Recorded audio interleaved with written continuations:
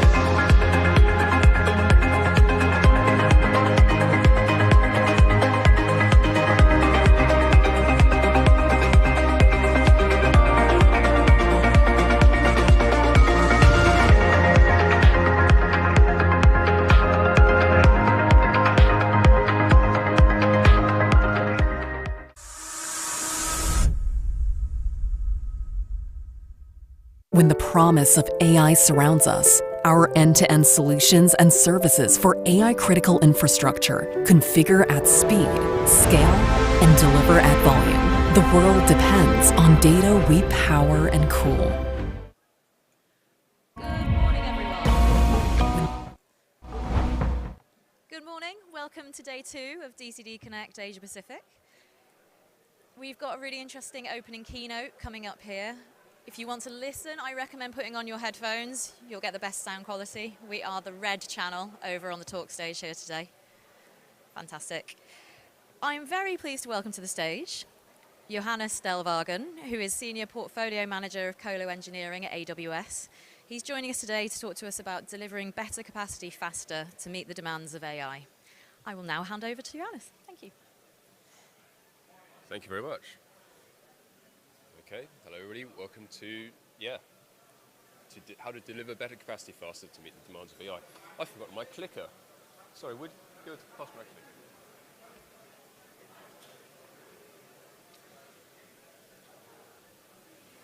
Yep, so thank you for joining me. So I'm the portfolio manager in the Colo Engineering organization, and I'm based out in APAC. I'm a mechanical engineer by training, and my focus is on the strategy, delivery, and quality of engineering for the global co-location data center fleets. Previously as a data center designer, I delivered and upgraded data center projects across APAC, and I have a background in risk engineering and medical. So I think it's worth introducing the Colo Engineering team. We are part of the data center engineering group, which includes the leased owned, so the self-builds, as well as the co-location where we engage them directly. And I support the engineering team, and our primary goal is to maintain our high bar for availability in all AWS data centers by ensuring adherence to AWS design standards and operational excellence. You can see our mission up there, which is to efficiently deliver, supports co-location capacity. It means our performance targets with engineering transparency, and I guess the important part is equivalent to AWS design facilities, so making sure that when we engage colos, we get the same amount of availability as we do on our self-builds. And that's not always easy because colos are all different. You come in all shapes and sizes. An engineer on the team would provide full lifecycle support to AWS data centers all the way from design inception, going to that initial site walk, through to live data center site improvement and even end of life. Our team has electrical, mechanical, and controls engineers. We're responsible for site selection, concept, schematic, and detailed design, as well as commissioning. And we support capacity deployment internally, both at plant and rack level.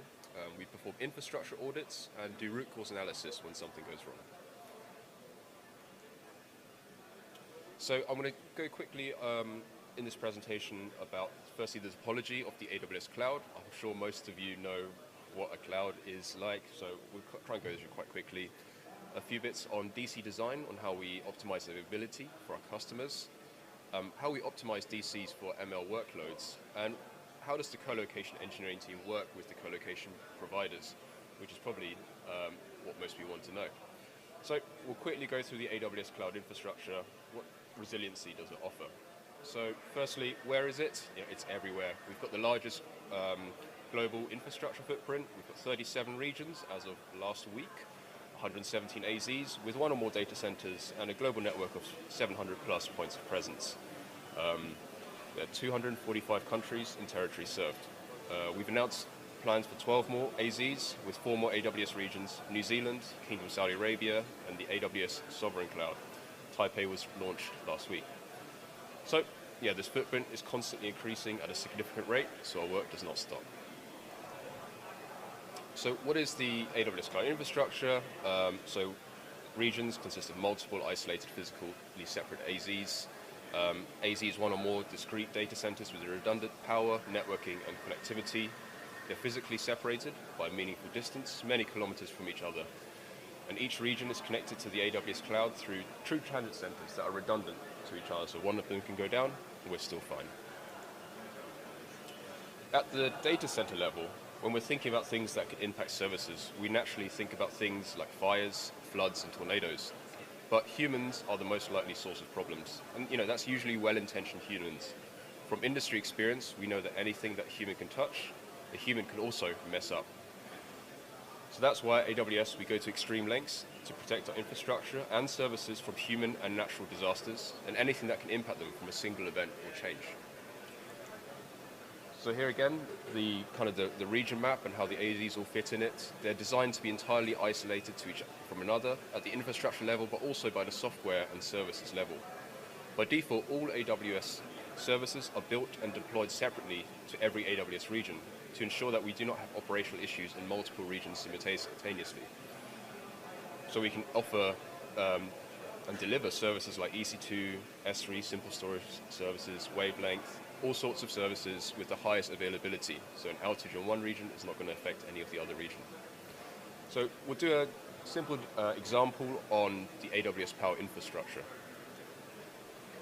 So there are several initiatives within AWS Data Center Engineering organization aimed towards increasing the availability and efficiency of the way we support customers in the AWS cloud. Includes the way we design and operate our cooling systems and electrical distribution to racks.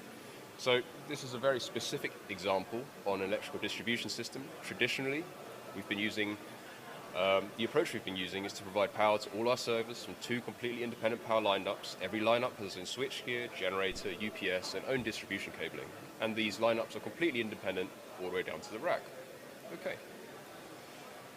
In our latest designs, we optimize our power distribution chain by eliminating the central UPS from these lineups. We're able to reduce the power conversion losses from AC to DC to AC. We've taken out the UPS from there. Additionally, we've optimized our rack power supplies to reduce energy loss in that final conversion. So how do we work to improve the availability even further and optimize it? So, availability is one of the reasons customers choose AWS Cloud. We work to improve availability at the data center level in all the different systems and subsystems. You may have heard our CTO, Werner Forgert, that's him up there, say everything fails. And that idea that anything can and will fail influences everything we build and when we work together with the colo. We anticipate failure and design products to protect our customers, and we've previously talked about redundancy, the independent power lineup and a decentralized UPS, but we have done more with our design to protect our customers and reduce the blast radius impact and single points of failure, which is the main the bread and butter of what we do, reducing that blast radius impact and single points of failure. There it is again. So we don't like putting our customers at risk, which means we don't like reduced rack power redundancy, RRPR, during maintenance or failure. Our latest data center design addresses this by striving to avoid even the end scenario during planned or unplanned events. Any legacy instance of planned reduced rack power redundancy in colos needs regional director approval. So we're really trying to avoid that. So how do we avoid N after failure or maintenance? So referring back to our independent power lineups, we simply add another one. So if any one of the lineup fails, we still have N+1 after failure.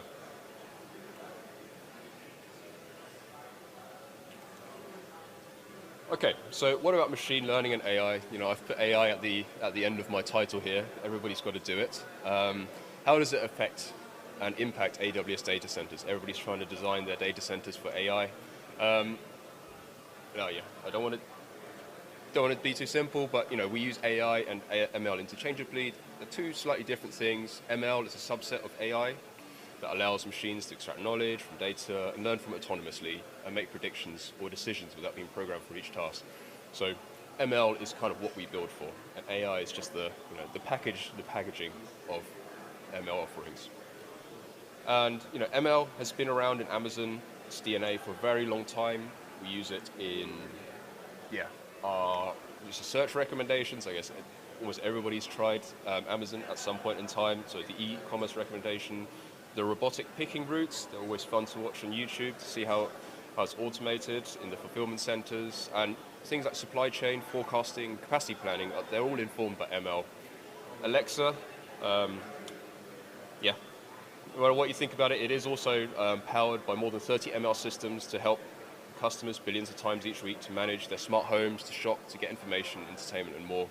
And the Amazon Go, where you can walk in, take your things, walk out without checking out, also uses deep learning. Here we go, optimizing data centers for ML workloads. We operate one of the world's largest data center engineering organizations employing industry-leading talent. And our infrastructure supports ML workloads across AWS regions in both colo and Amazon self-owned data centers. The engineering teams continuously innovate to mitigate against unexpected events, support automated rack deployment, and increase capacity utilization and efficiency. And we implement proprietary AWS technologies which we've developed over the past decade in both the colo and the Amazon deployed data centers. So when we have ML design considerations, we need to consider the workload profiles. We must accommodate both the training and inference phases, and each phase has a distinct availability requirement. ML workload profiles, they're unprecedented, require new approaches to infrastructure design.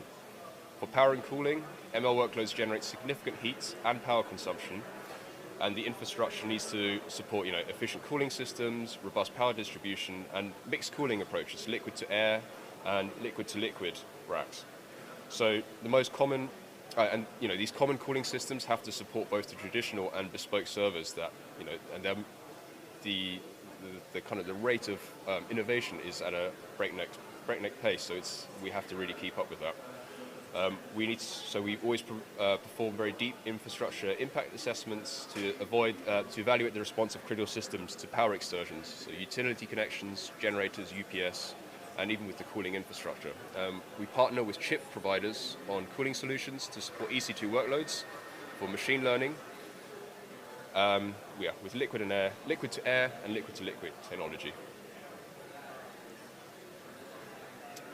Okay, so in 2024 December, AWS announced new data center components to support AI innovation and to roll out this ML capacity. Includes innovations in power, cooling, and hardware design. These new capabilities will be implemented globally in AWS's new data centers, and many components are already employed in the existing data centers. For example, simplified electrical and mechanical systems for high availability while reducing overall energy consumption and minimizing risk of failure. For example, AWS simplified the electrical distribution, and in doing so has reduced the number of potential failure points by 20%.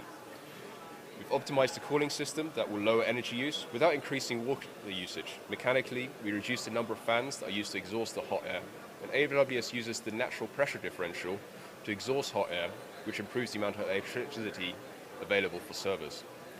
In liquid cooling, to efficiently cool the new AI servers, AWS has developed novel mechanical cooling solutions, providing configurable liquid-to-chip cooling in both its new and existing data centers.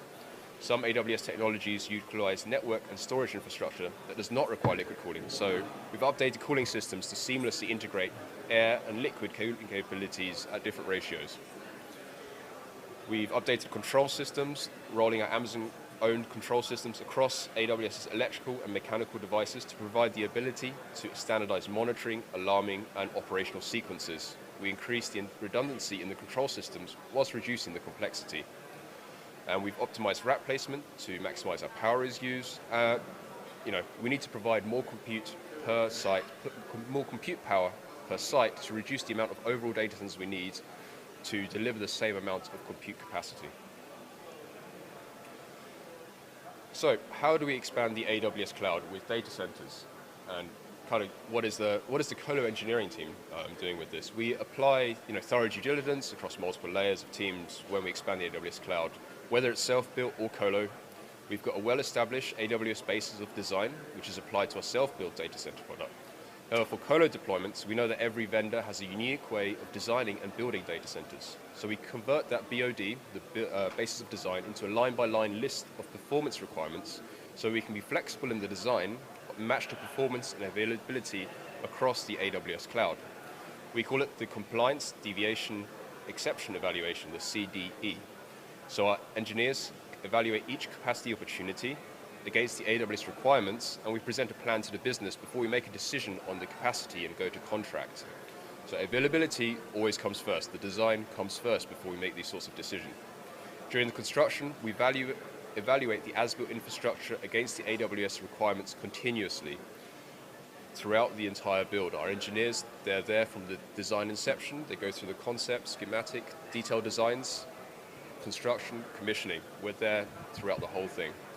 Post-handoff, we continuously provide a live gap analysis across all our data center fleets against our increasing and our latest performance requirements. Therefore, the availability profile of the AWS cloud is data center agnostic. Whether it's Amazon owned or colo, we offer the same high level of availability to our customers. A data center that is 5 years old, we will strive to have the same availability of the data center that is being built 2 years later.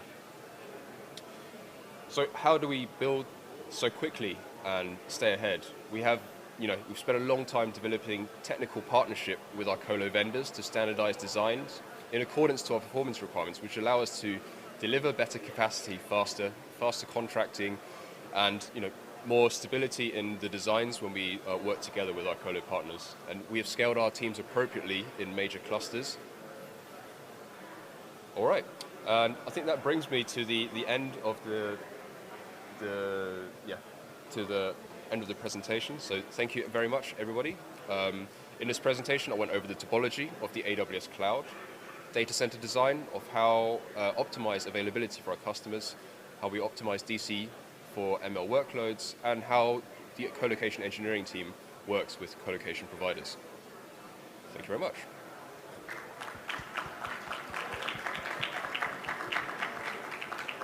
Thank you very much to Johannes. If you do have any questions for Johannes, I'm sure you can grab him afterwards and have a bit of a conversation. But yeah, thank you so much for joining us. That's Super. great. Thank you.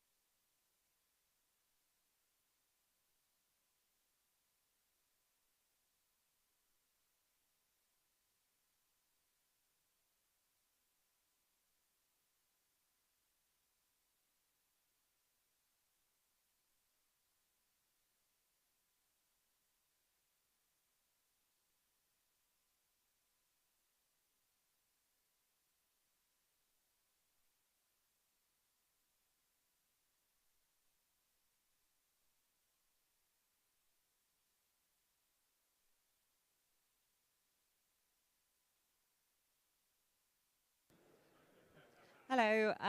Thank you for coming to this session. Unfortunately, we're going to have to cancel this one and resume at 10:30. Due to a volcanic eruption, the speaker had to make a quick break for it. So we'll be starting again at past. Thank you.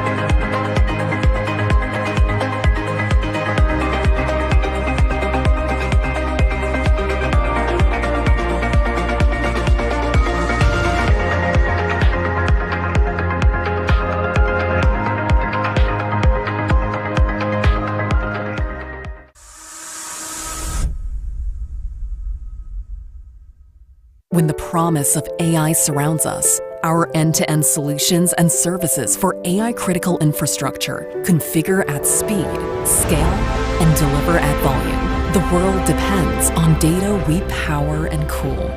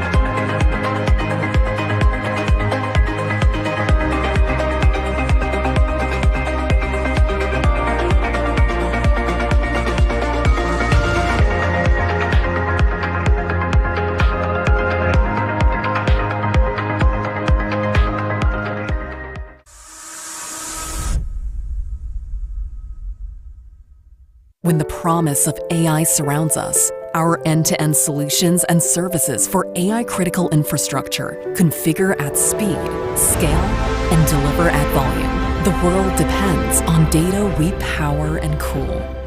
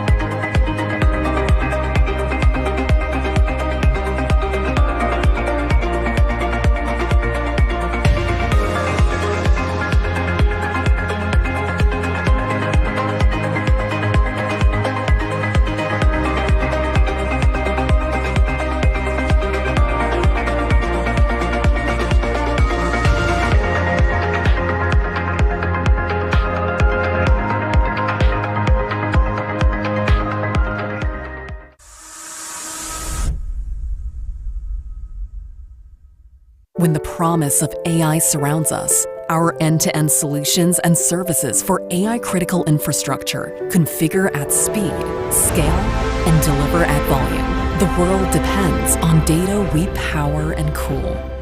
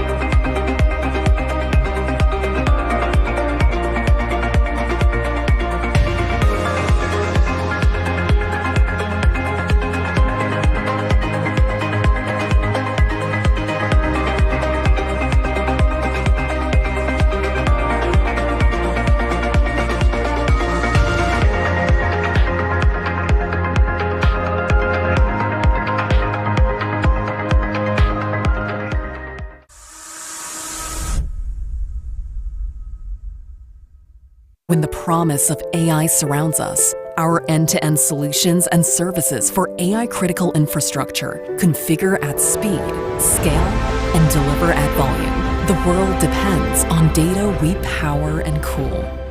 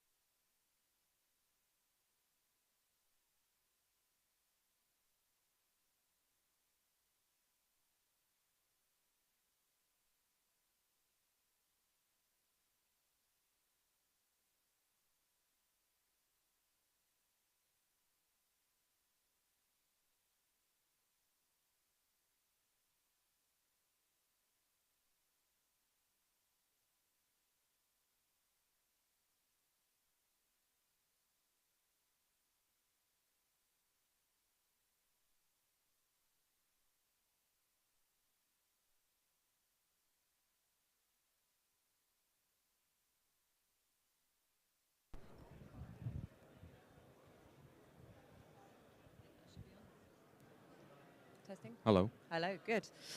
Okay, hello everyone. If you're at the talk stage, we'd recommend putting on the headphones. If you can't hear us, we're on the red channel. Awesome. So welcome to this DCD talk, which will be looking at the full life cycle strategy for future-ready data centers with Basanth. I'm Alex Dickens, Content Director at DCD, and Basanth is Head of Sales for Data Center Solutions for APAC at Wesco and Tixa. Today, as I said, we'll be talking about the full life cycle strategy for future-ready data centers. So I'm really excited to be in conversation with you. Likewise, Alex. And thank you very much for setting the stage. Well, thank you. And how are you finding the event so far? Fantastic. Great turnout. Loving it. Awesome. I'm really glad to hear that. Now, perhaps by way of introduction, you could tell the audience a little bit about your role, and how you came to work at Wesco and Tixa. Sure. Hello, everybody. Hope you're all having a great time. So the last 2 decades of my career, I've spent in the digital transformation journey, enabling enterprise customers across the Asia-Pacific region. Started off with digital connectivity, connecting multiple enterprise customers, enabling them with IoT platforms in their digital transformation journey. So my switch over to Wesco Annixter was a very natural transition or an extension, if I have to say so, having deployed multiple digital infrastructure projects across the region. And also, we are at a very intersection. Wesco Annixter is at the intersection of infrastructure supplies and a very strong services proposition that underpins world-class technology partners, as well as able to provide a full data center lifecycle solutions. I think here comes the kicker. Besides the fact that we're helping our organizations grow, it is also a very purpose-driven activity, because today, if you see, digital economy contributes to anything between 15 to 20%, depending upon the maturity of that economy. So, and data centers are the building blocks of the digital infrastructure, and we're able to help and serve that particular industry effectively. And that's precisely what is more exciting. Fantastic. And my understanding is Wesco and Tixa is a US headquartered company. So what is the kind of specific APAC nuance here? That's right. So we are a publicly traded company. Wesco has got a 100-year legacy. Annixter comes with another 65 years of legacy in supply chain solutions. Both are behemoths in the electrical and supply chain solutions, network infrastructure, and security solutions. So we operate across 4 markets, but I guess let's talk about Asia Pacific, the market that we're all interested in. So we serve pretty much, I would say, the hyperscalers, the data centers, and the enterprise customers who move from on-prem to the cloud solutions. And that is a purpose-built organization, which is on the legacy infrastructure solutions that was being delivered to multiple industry verticals.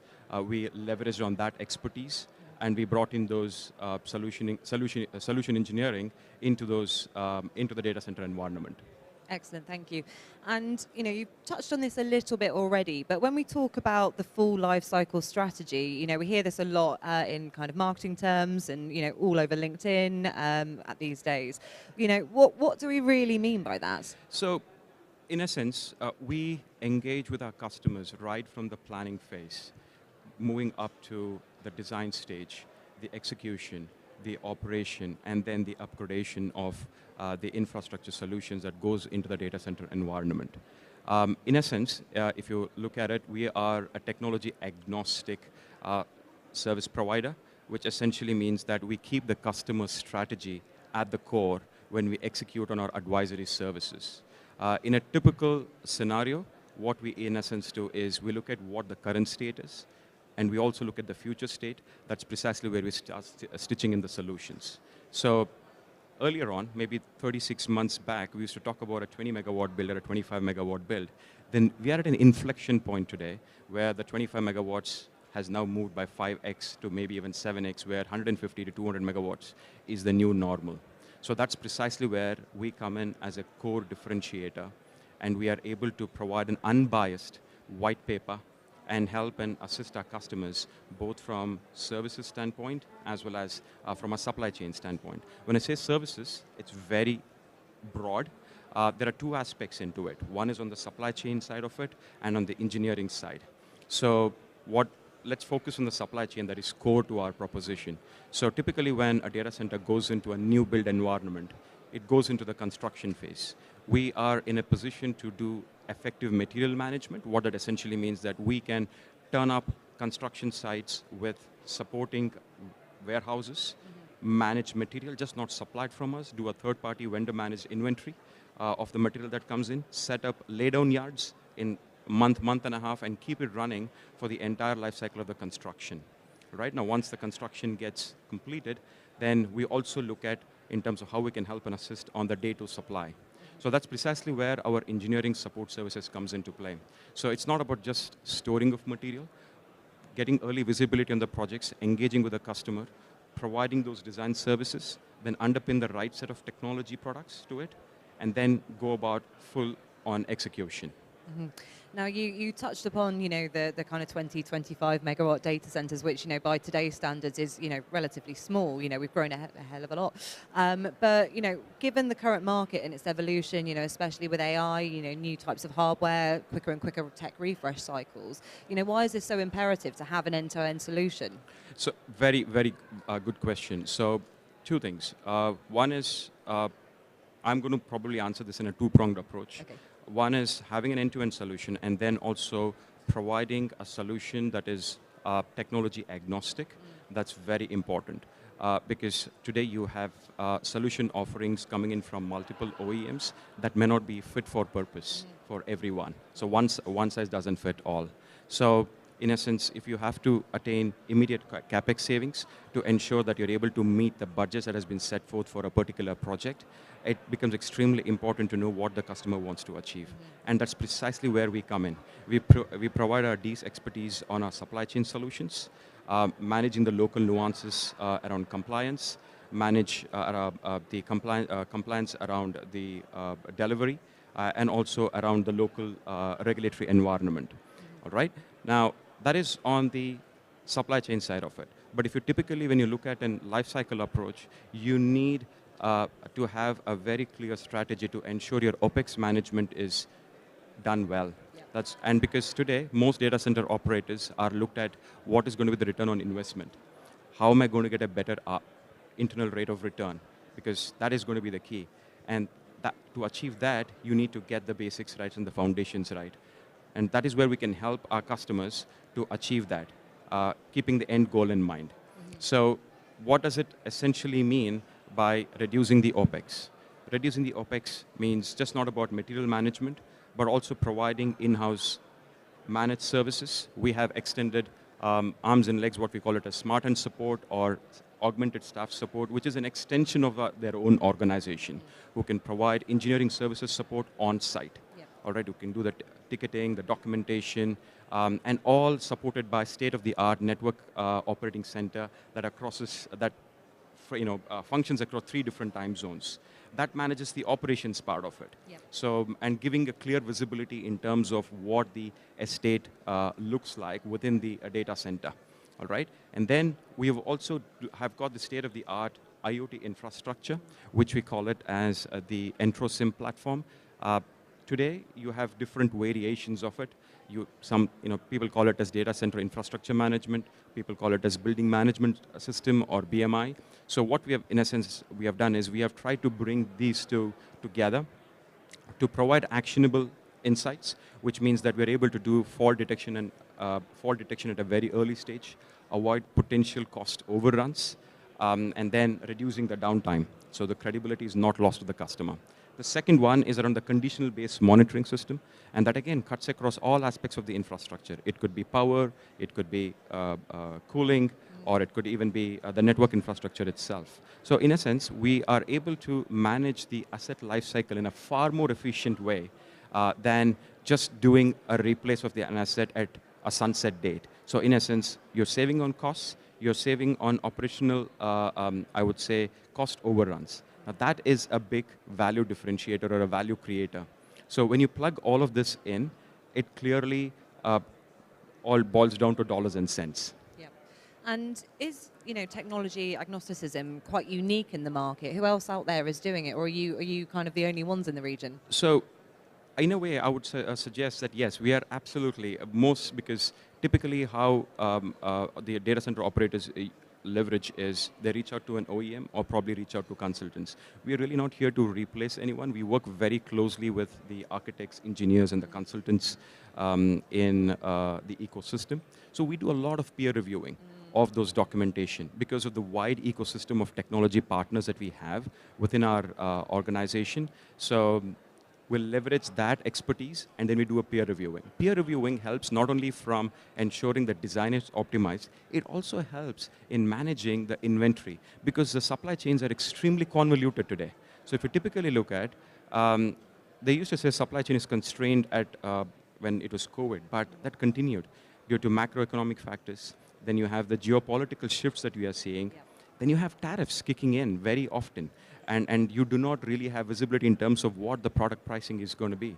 So while we do the technology supply, we are also able to provide an unbiased service to ensure, because of the visibility that we have across the wider ecosystem, to say in terms of what would be the right technology stack that should go after.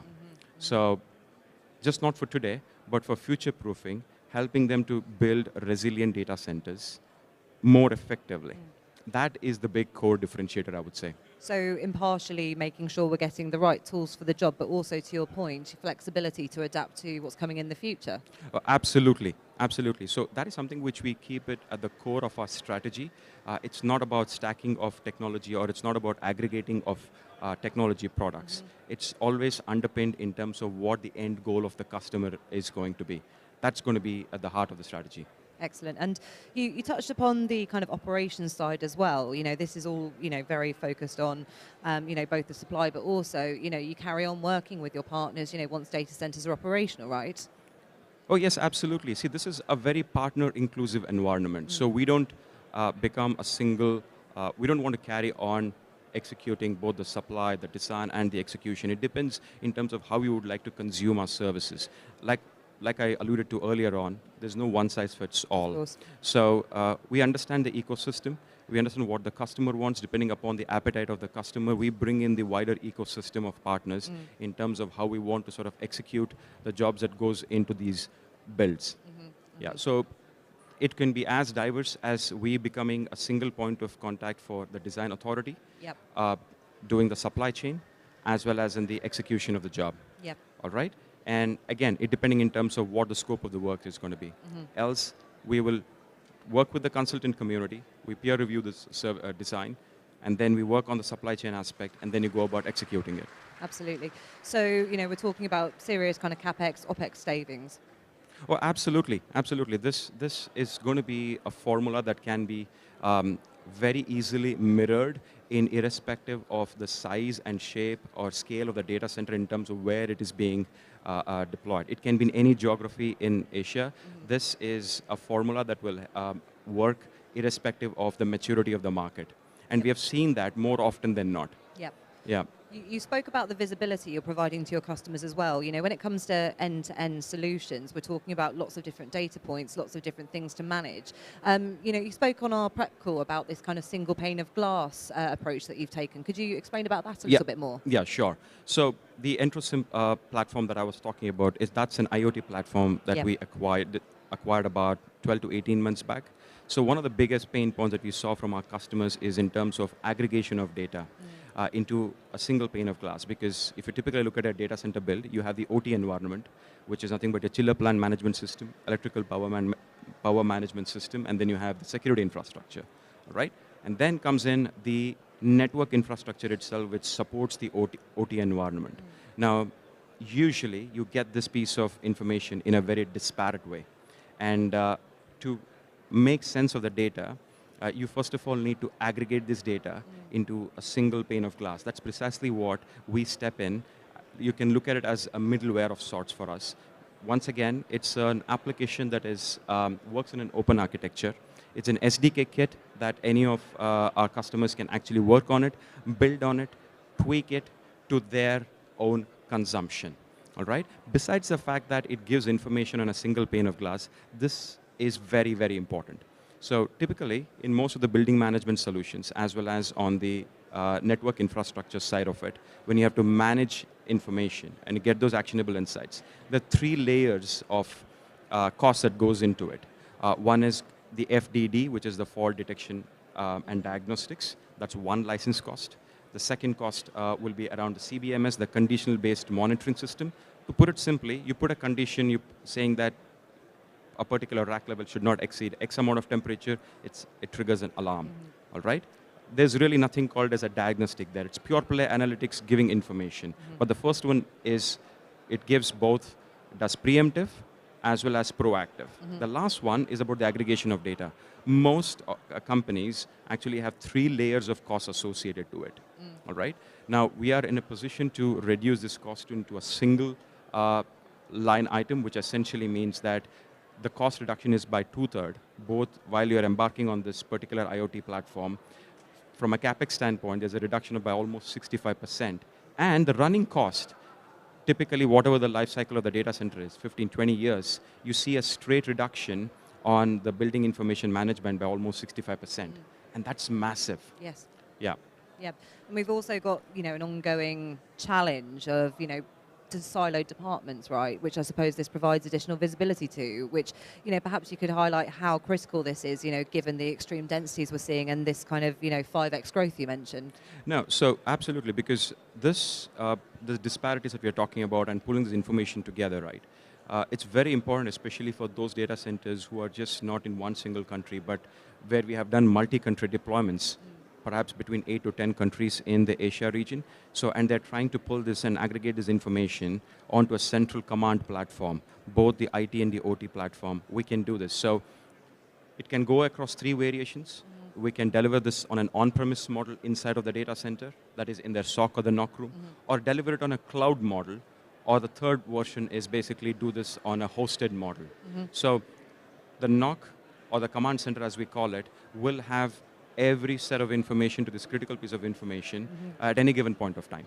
Excellent. And, presumably as well, given that, we spoke quite a lot yesterday during the debates about how the different regions, the different countries in Asia are all very, very wildly in terms of, their different requirements, their different supply chains, the different regulations. I suppose this helps, as you say, aggregate it and gives you an overview of all the things that are happening. Oh, yes, absolutely. If just so I understand your question correctly, given that APAC, it's not one size fits all. How does this help you perhaps get the kind of layers of visibility into these different regions you're perhaps operating in for multi-country? No, sure, absolutely. Because we have had conversations around just not monitoring just the data center platform. There are a lot of data center customers are coming to us and asking how can they actually deliver this as a managed service out to their end customers. Yep. There's a lot of banking and financial services customers who host their critical information or their infrastructure out of the data center, and they're expecting data center operators to deliver this as a service model. And this, in essence, adds tremendous amount of value.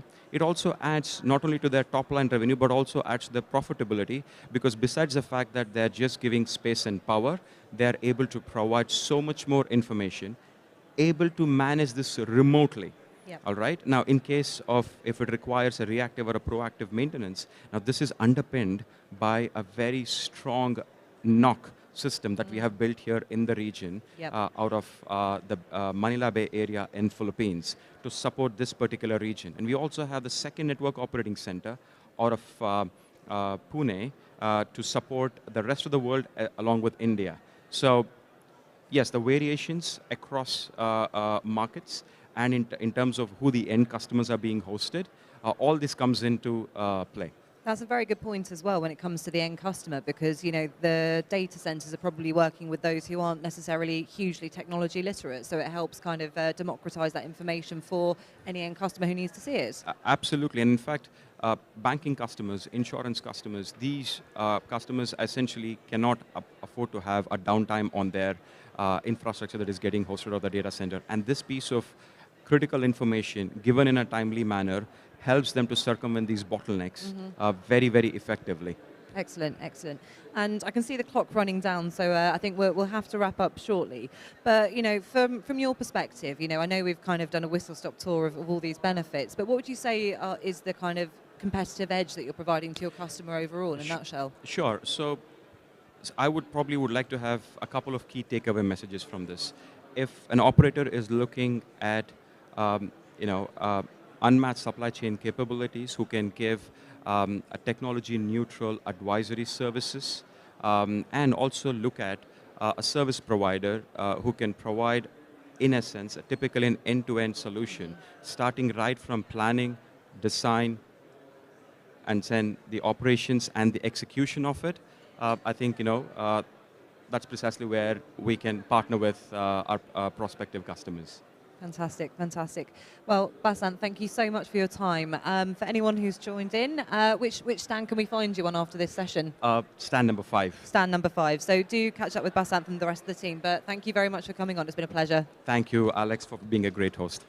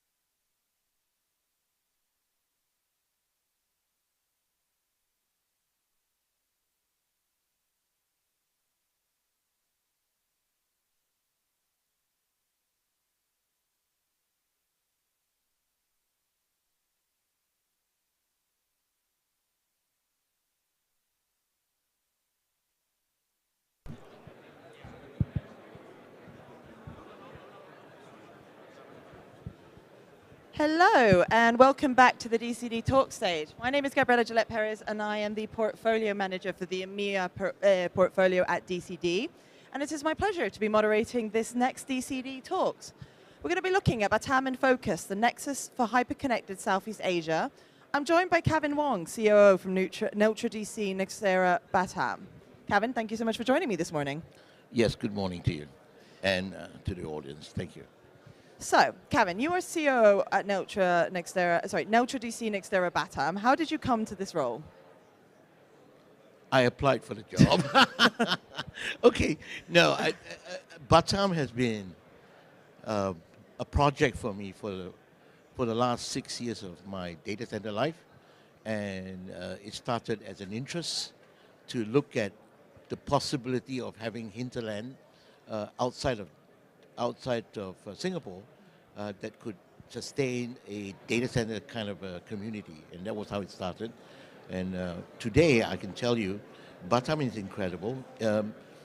Most people, including people in Indonesia, think of Batam as a fishing village, which it was many, many years ago. But today, Batam is actually a free trade zone, and it's the second largest earner of foreign currency for the Indonesian government because of a lot of electronic manufacturing by people like Schneider and the what's of you. So it has a lot of data, what you call industrial park there.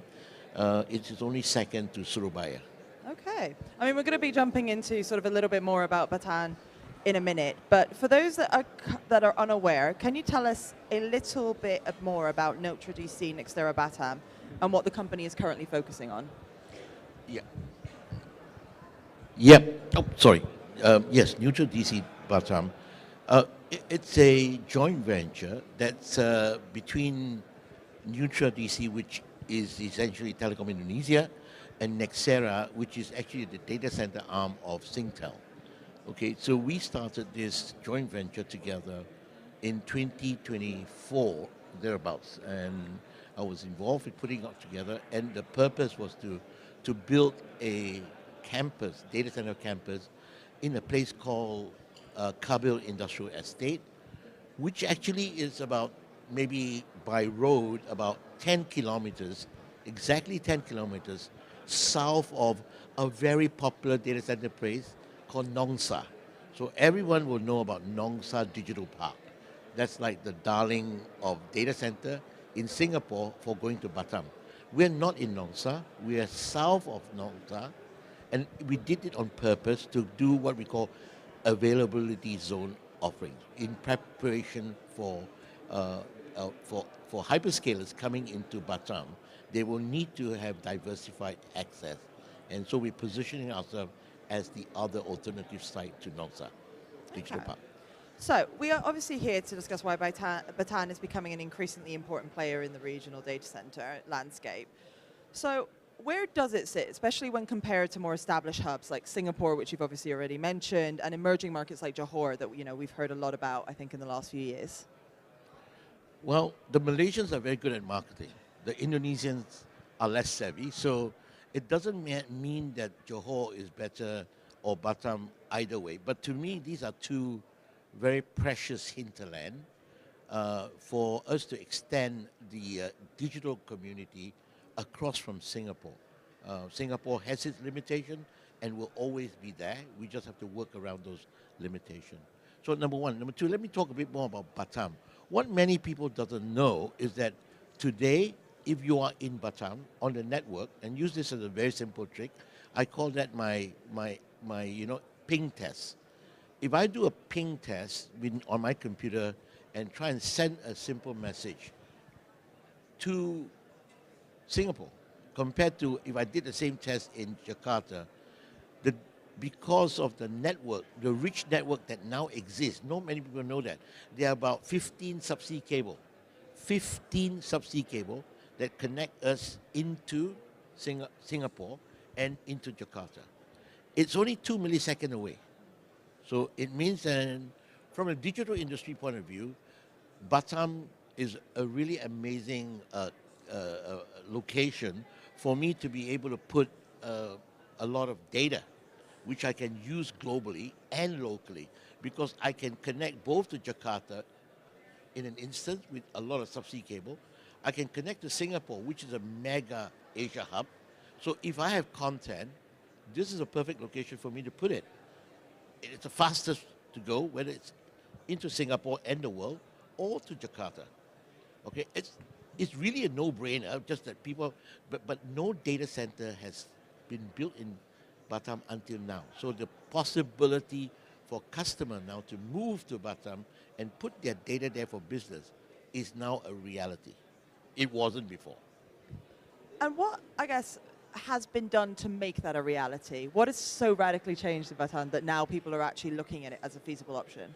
I would say three things, okay, which is relevant to data center. But the first one took place maybe 15 years ago when Batam was made a free trade zone, and the guy who actually developed Batam was incredibly, smart, and they built a very resilient power network. I was just talking to someone. I'm familiar with Jakarta. I worked there for 3 years building data centers in operation. The network in Batam, the power network in Batam, is actually built on a circular basis around Batam. As compared to Jakarta, it's what we call a drop node, right? So it's very complex for you to dial up the power in Jakarta and find alternative substation. It is relatively simple to do that in Batam. The power network looks just like the one in Singapore, okay? And it has about 15 power stations supporting that grid. So it got ample power. So that was done many years ago before the data center arrived. Now what made it possible for data center was more recently, maybe about 5-6 years ago, the Indonesian government deregulated subsea cable. And there are now 7 subsea cable network and more every year being built, coming from Jakarta to Batam. Literally 6 kilometers from where our data center is. 6 kilometers is a landing station called Tanjung Bambang. At the same subsea landing station, there are about 5 subsea cable going into Singapore, both in Changi and Tuas. So it puts Batam in a very nice niche location as a collaborative network hub to Singapore. And that's what has made Batam, in the last 5 years, a very interesting location for data center operator to now explore going in there to build data centers. Yeah, and I mean, I guess the proximity to Singapore is one of its biggest advantages, right? We know that Singapore has space constraints. We know they've had issues, obviously, in terms of a moratorium a few years ago.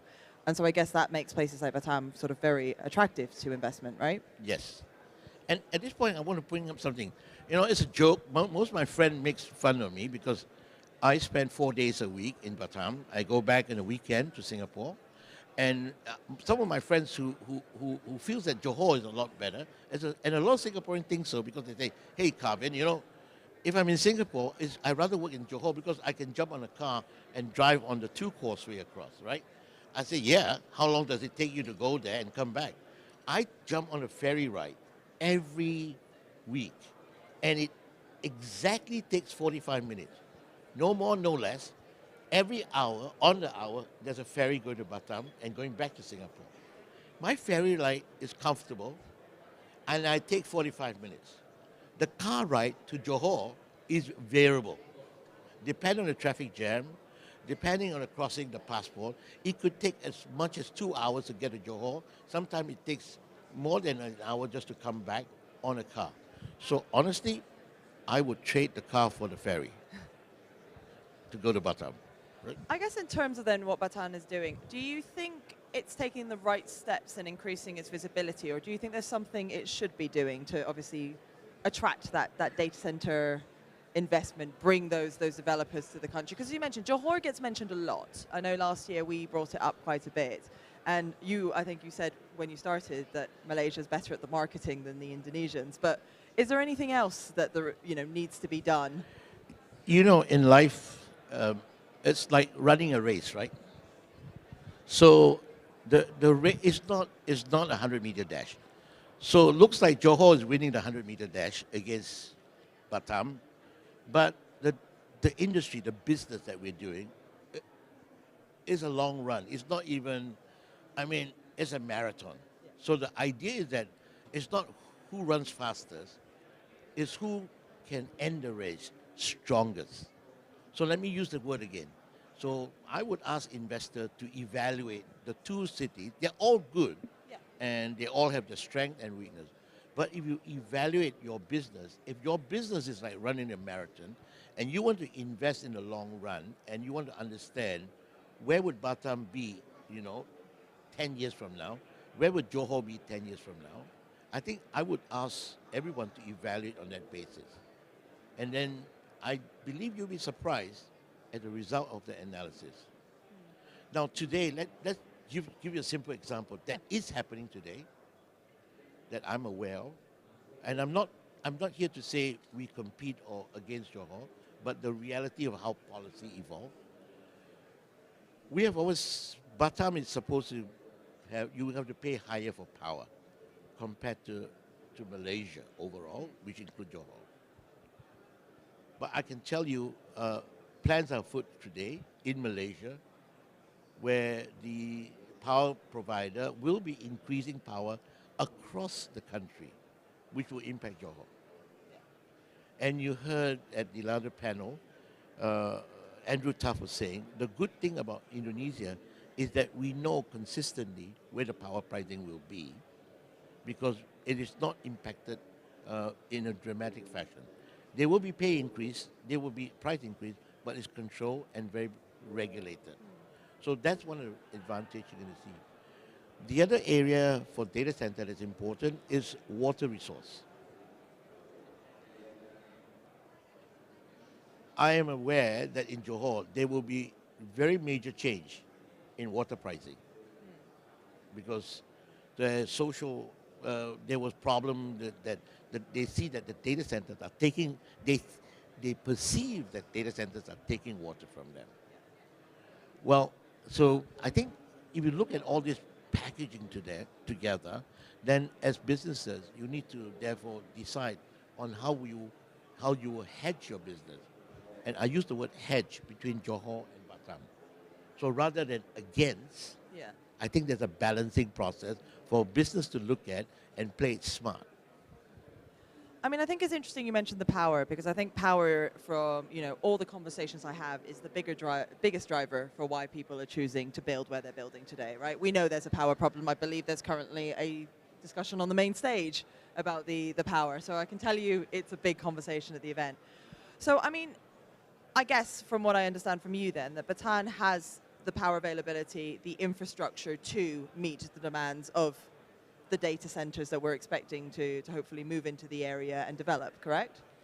It has, but more importantly, it's constantly in discussion with the power company called PLN Batam, is in constant conversation with us in the industry, not just us, but the industrial parks, the manufacturing, in order to understand our long-term progression of how much power we need.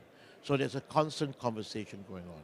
I think problems can only be solved if the power company, the industry, and the government are over-communicating. Let me use the word.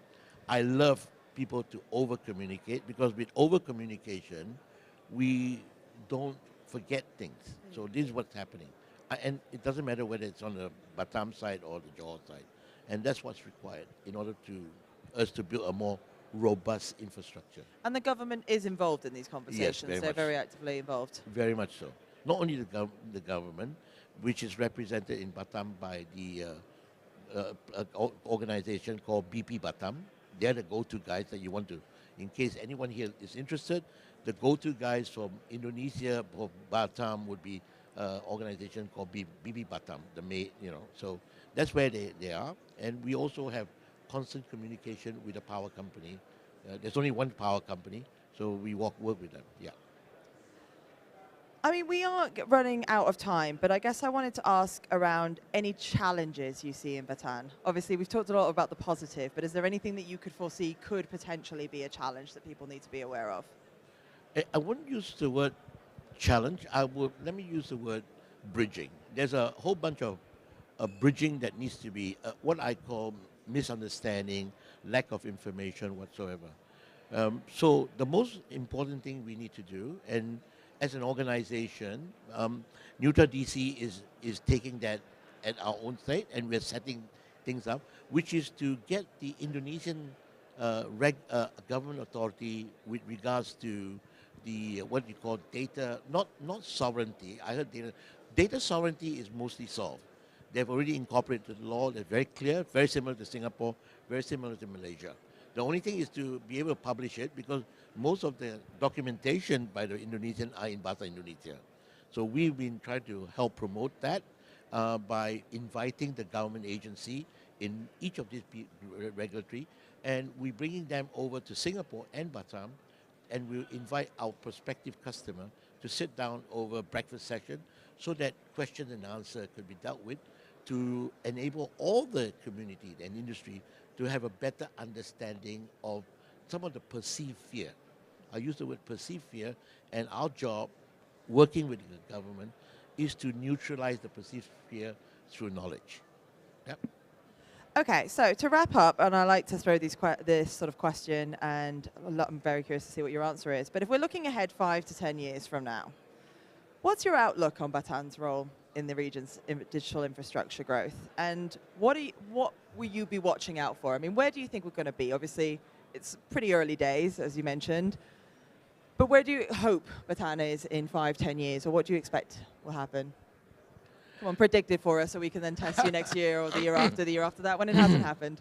Okay, I have to remember what I'm going to tell you, because it'll come back either to haunt me, or I'm going to... It will be recorded, so don't you worry. I'm sure it will be. So my views is that the big surprise that people will find is that two things are going to happen. Number one, I believe that not just from a data center point of view, but let me use the collective term, digital infrastructure. In 5 years' time, Batam will be as good as Singapore in terms of the infrastructure that it can provide to investors, to corporate companies, as an operating base, as a digital economy platform. I believe 5 years' time, Batam will be able to achieve its ability to be on equal terms to Singapore, right? Okay. That's my view.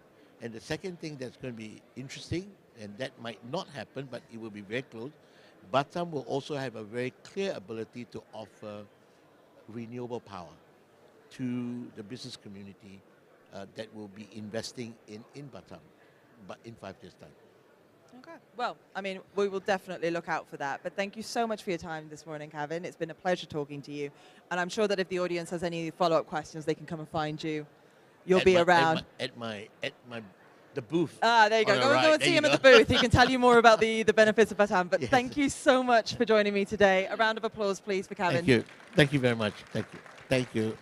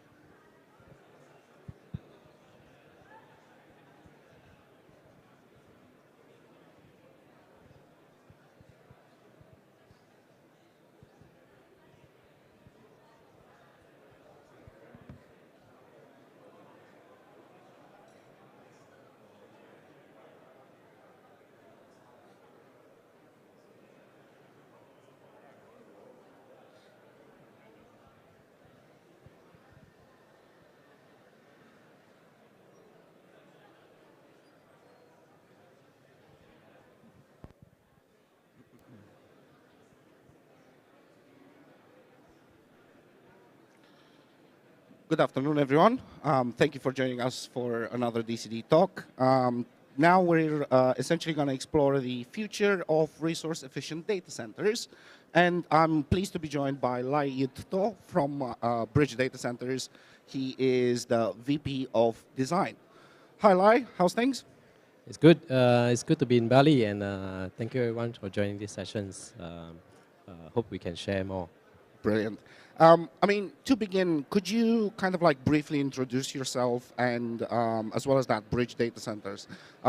More along the lines of what do you do and what makes Bridge stand out in the industry? Yeah, sure. Thanks, Vlad. So I think we started off as a Bridge Data Center started off as a new incomer in the industries for the as early as 2020, those period. So we have since actually do our best, right, to serve the IT industries. Currently, we have around close to 300 megawatt right now in Malaysia. Right. Yes, and in my role, I'm responsible for leading the design team in Bridge Data Centers, and we are constantly looking for ways to beat the trend, right, in terms of the technology as well as speed to market. Brilliant. I'm curious to hear from you kind of like, how does Bridge balance operational excellence with environmental responsibility, especially when we're talking about this rising tide of AI? Yeah, then this is a hot topic, right? So the AI era has basically put us in a very so-called awakening kind of positions, right? So operation efficiencies come into play when we have to, let's say, deal with different type of the workload right now, right? Previously, let's say the workload was very flat, and you can maybe expect less than 50% load at any one point of time. But right now, with the AI workloads, right, you are going to expect very unpredictable kind of search, right, I would say. And also, workload pattern is going to change, not following any pattern at all. So we going to help our operations to really manage those kind of work variations in terms of technology, and also our operations being the front line of our data centers, they have to really anticipate what is going to come and what is the worst case scenario that they're going to face. And we are here to basically put our operations ready for those challenges. And operations is part of our core success, because in Bridge Data Center, we still operate the data centers by our own team. So currently we have close to, let's say, 300 headcounts just in operation alone. So we put pride into our teams for them to perform and also own the ownerships of the service level agreements. So they are actually our success behind the scale and the data center that we built. Excellent. I kind of want to stay within the realms of sustainability here for a bit. On our prep call, right, we discussed that Bridge essentially kind of like goes beyond your traditional PUE and WUE metrics. What additional measurements do you consider when kind of like evaluating the total environmental impact of your data center? Yeah, so beyond the normal WE and PUE, right, I think right now, as we embark on the new frontier of the AI workload, the data center becomes much bigger than we expected, right? Maybe 5 years before. So currently, when we build a data center, we're talking about a campus. It's no longer a single building of a data centers, right? Because of the demand has grown and the scale has grown, right? Driven by the AI workload. So currently, typical campus, we're looking into, let's say, 100 megawatt, right? To some extent, or even bigger. So beyond the so-called efficiency metrics, right now we needed to look into the resource metrics as well. So what do I mean by that, right? So the power and also the waters, which actually drive the infras behind these data centers, become more scarce in some sense, and also we need to be able to prepare the resources matching the data center skills that we're building right now. So right now, resource centric kind of data centers and resource efficient kind of data centers is what we're looking into right now to enable our sustainability. And in order to also put ourselves some benchmark, right? We already joined the RE100 and also the science-based kind of evaluations, SBTI, right? Index that we gauge ourselves in how well we actually meet the sustainability goal, right? In order to be sustainable in growing the data center, we have to also be sustainable in maintaining the resources that we have in the world. Yeah. That's great.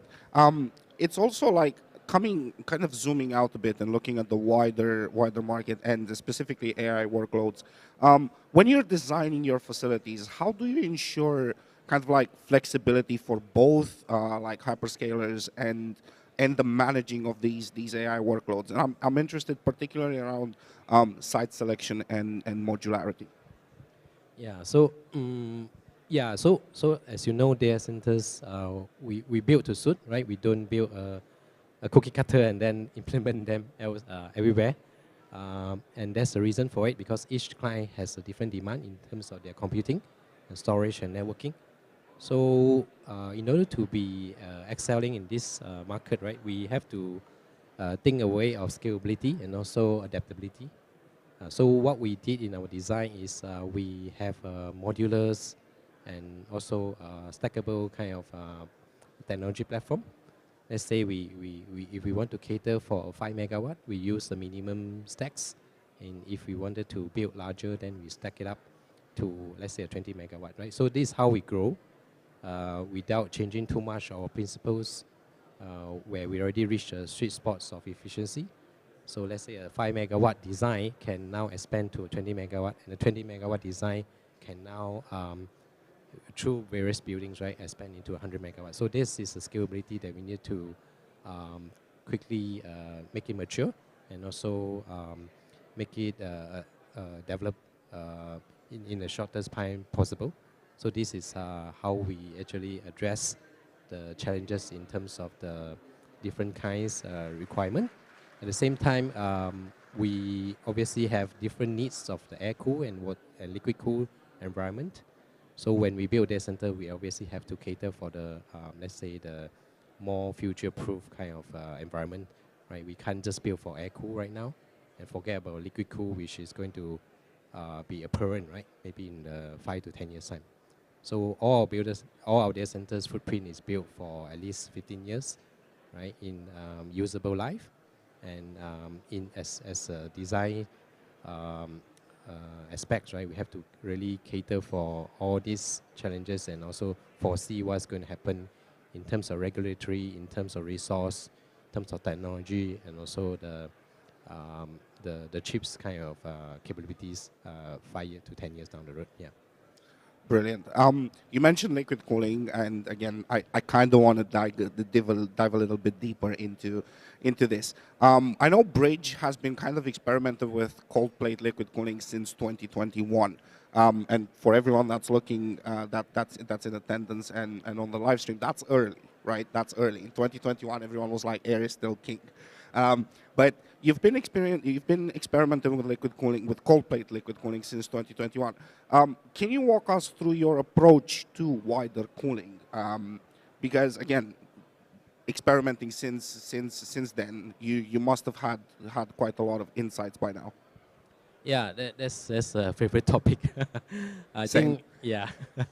So currently we have 100 megawatts of liquid cooling capacity in-house, right? Since we started early. So as early starts of the industry, we have the advantage and also disadvantage. Advantage is we get the opportunity to learn fast and fail fast, right? So that we can get the lesson learned and move on. And the disadvantage is we have to do it everything ourselves without too much detail for references. So at this stage, I'm proud to also share that with the, let's say, 5 years kind of 4 to 5 years kind of a lesson learned in our pocket. We recently co-authored a liquid cooling full life cycles kind of design white paper. Yeah, so that actually tell lots of how we can take care of the liquid cool qualities. And why is it important? Is because liquid cool quality determines how heat is going to be effectively removed from those chips and from those heat sinks and cold plate, right? And if we do not we are not careful with the liquid qualities, means that we have to always replenish the liquid, and that is very disruptive to operations. Again, uptime, right? If you deal with a lot more maintenance cycle, then you expose yourself to unwanted risks, right? So that I think is a liquid cool part of the lesson that we gladly share with the market right now. Moving forward, I think we obviously going to advance to another area of heat exchange kind of fluid, but I think those still uphold the so-called liquid quality very much, and we are here to also learn with everybody here and also be able to contribute back to the industries. Yeah, that's brilliant. So we've covered the cooling aspect of things. Again, when we're talking about AI, we're talking about extremely high rack power densities. We're looking at like 130 kilowatts and beyond. How are you designing for these extreme rack power densities, and specifically, are there any structure or power considerations that come into play? Yeah, I think for the 130 kilowatt and more for per rack kind of design environment, structurally we have to at least cater for that, be it a single story or multi-stories. But in essence, the data hall that we design has to basically cater for this high density load primarily, but at the same time not forget about the lower density loads, right? Because as the higher loads draw more air from our, let's say, our environment, we don't want the less cooling loads to suffer, right? So I think there's a certain zoning that we need to observe. We have in-house CFD that we need to do, and also we have currently also are experimenting with the digital twin kind of technology that help us to foresee what the environment will look like before we even build, and also fine-tune along the way as we operate, right? So those are the technology that you need to utilize to really cater for this both high density as well as the lower density kind of workloads in the same environment. Yeah. Brilliant. I mean, again, you've mentioned digital twins, and that's kind of like another thing that's I would say one of my favorite subjects. What kind of operational results are you seeing now in live facilities, right? With specifically on PUE, WUE, reliability for both hyperscale and your classical enterprise clients? Yeah, currently I think it's no secret right now. I think anything that is going to be marked as energy efficient, we have to be observing the same parameters across, right? So PUE 1.25, right? Especially during part load condition, right?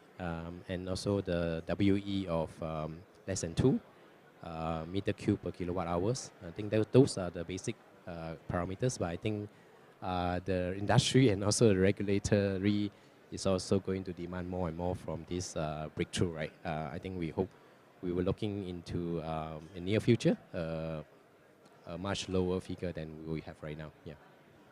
Interesting. Again, kind of like remaining on the topic of AI.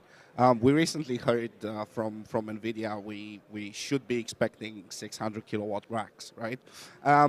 How is that thinking kind of like reshaping your design philosophy, right? We know obviously liquid cooling is going to be a default, but are there any other considerations that you're looking forward to? Yeah, for 600 kilowatt load, I think those are really fall from the skies, right? I think we still have to address the challenges, right? So beside the liquid cool part, which probably is going to more likely going to be immersion cool, right? And then the power side, I think is you're talking about close to 1,200 amps, right? So kind of power supply. So I think the industry has to really evolve and say put in more kind of electrical infrastructure at a higher, possibly nominal voltage, right? More maybe moving to MV kind of UPSs and MV kind of distribution system may become more common right now, right? And those are the new frontiers.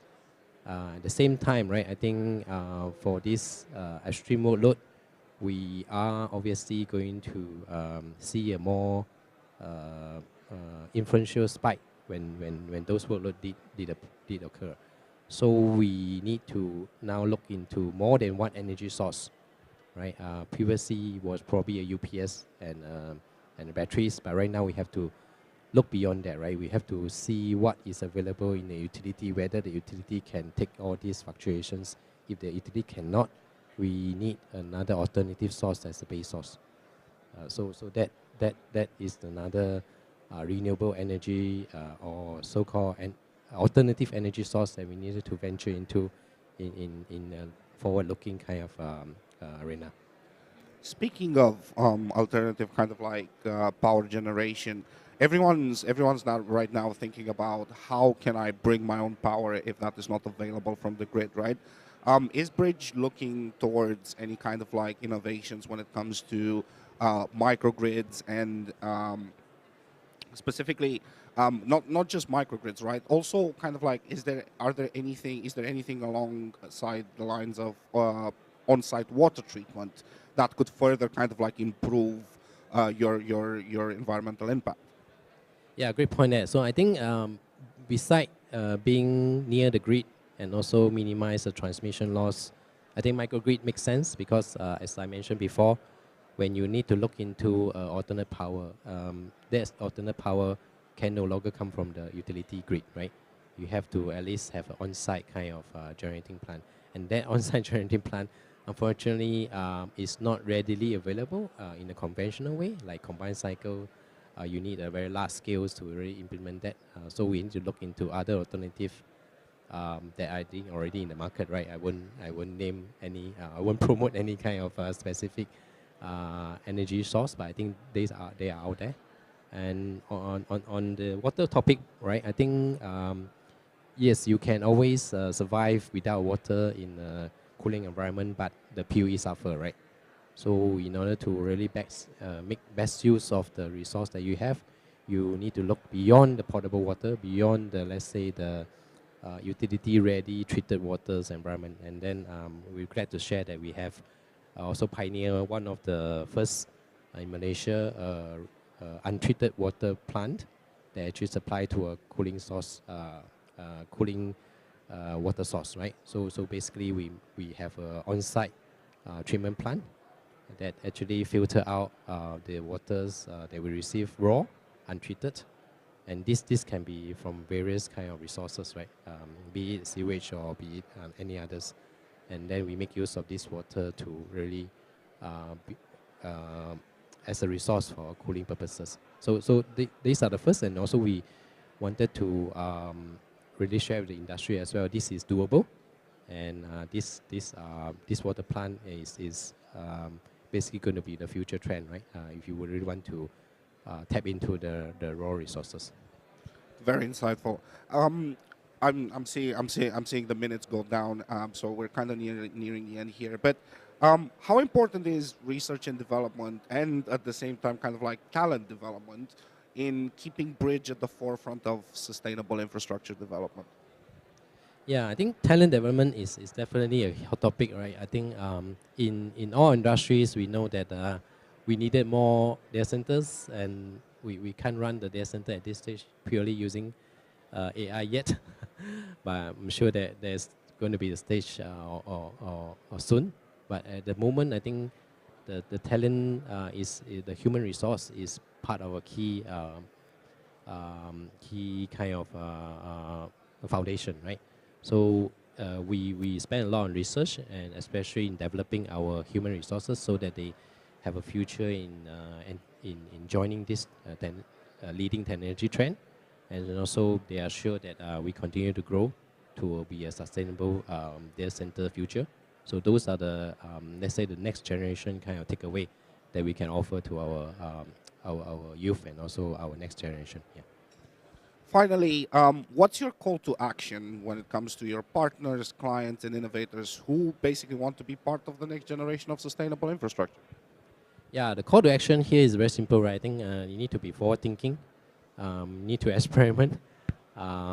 So piloting a few of the things that we haven't seen in the market yet, but it will help, right?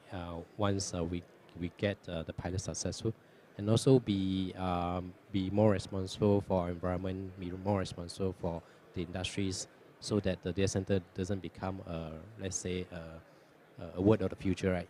A word of the past. It should be the word for the future. Thank you, Lai. Well, we've gone over time. Remember to check out Bridge Data Center's white paper on the liquid cooling, especially liquid cooling cold plate kind of life cycle. I know I'm interested to find out more on that. Lai, thank you so much. And yeah, Bridge Data Centers. Thank you, Vlad, and thank you, the audience. Thanks, everyone. Thank you.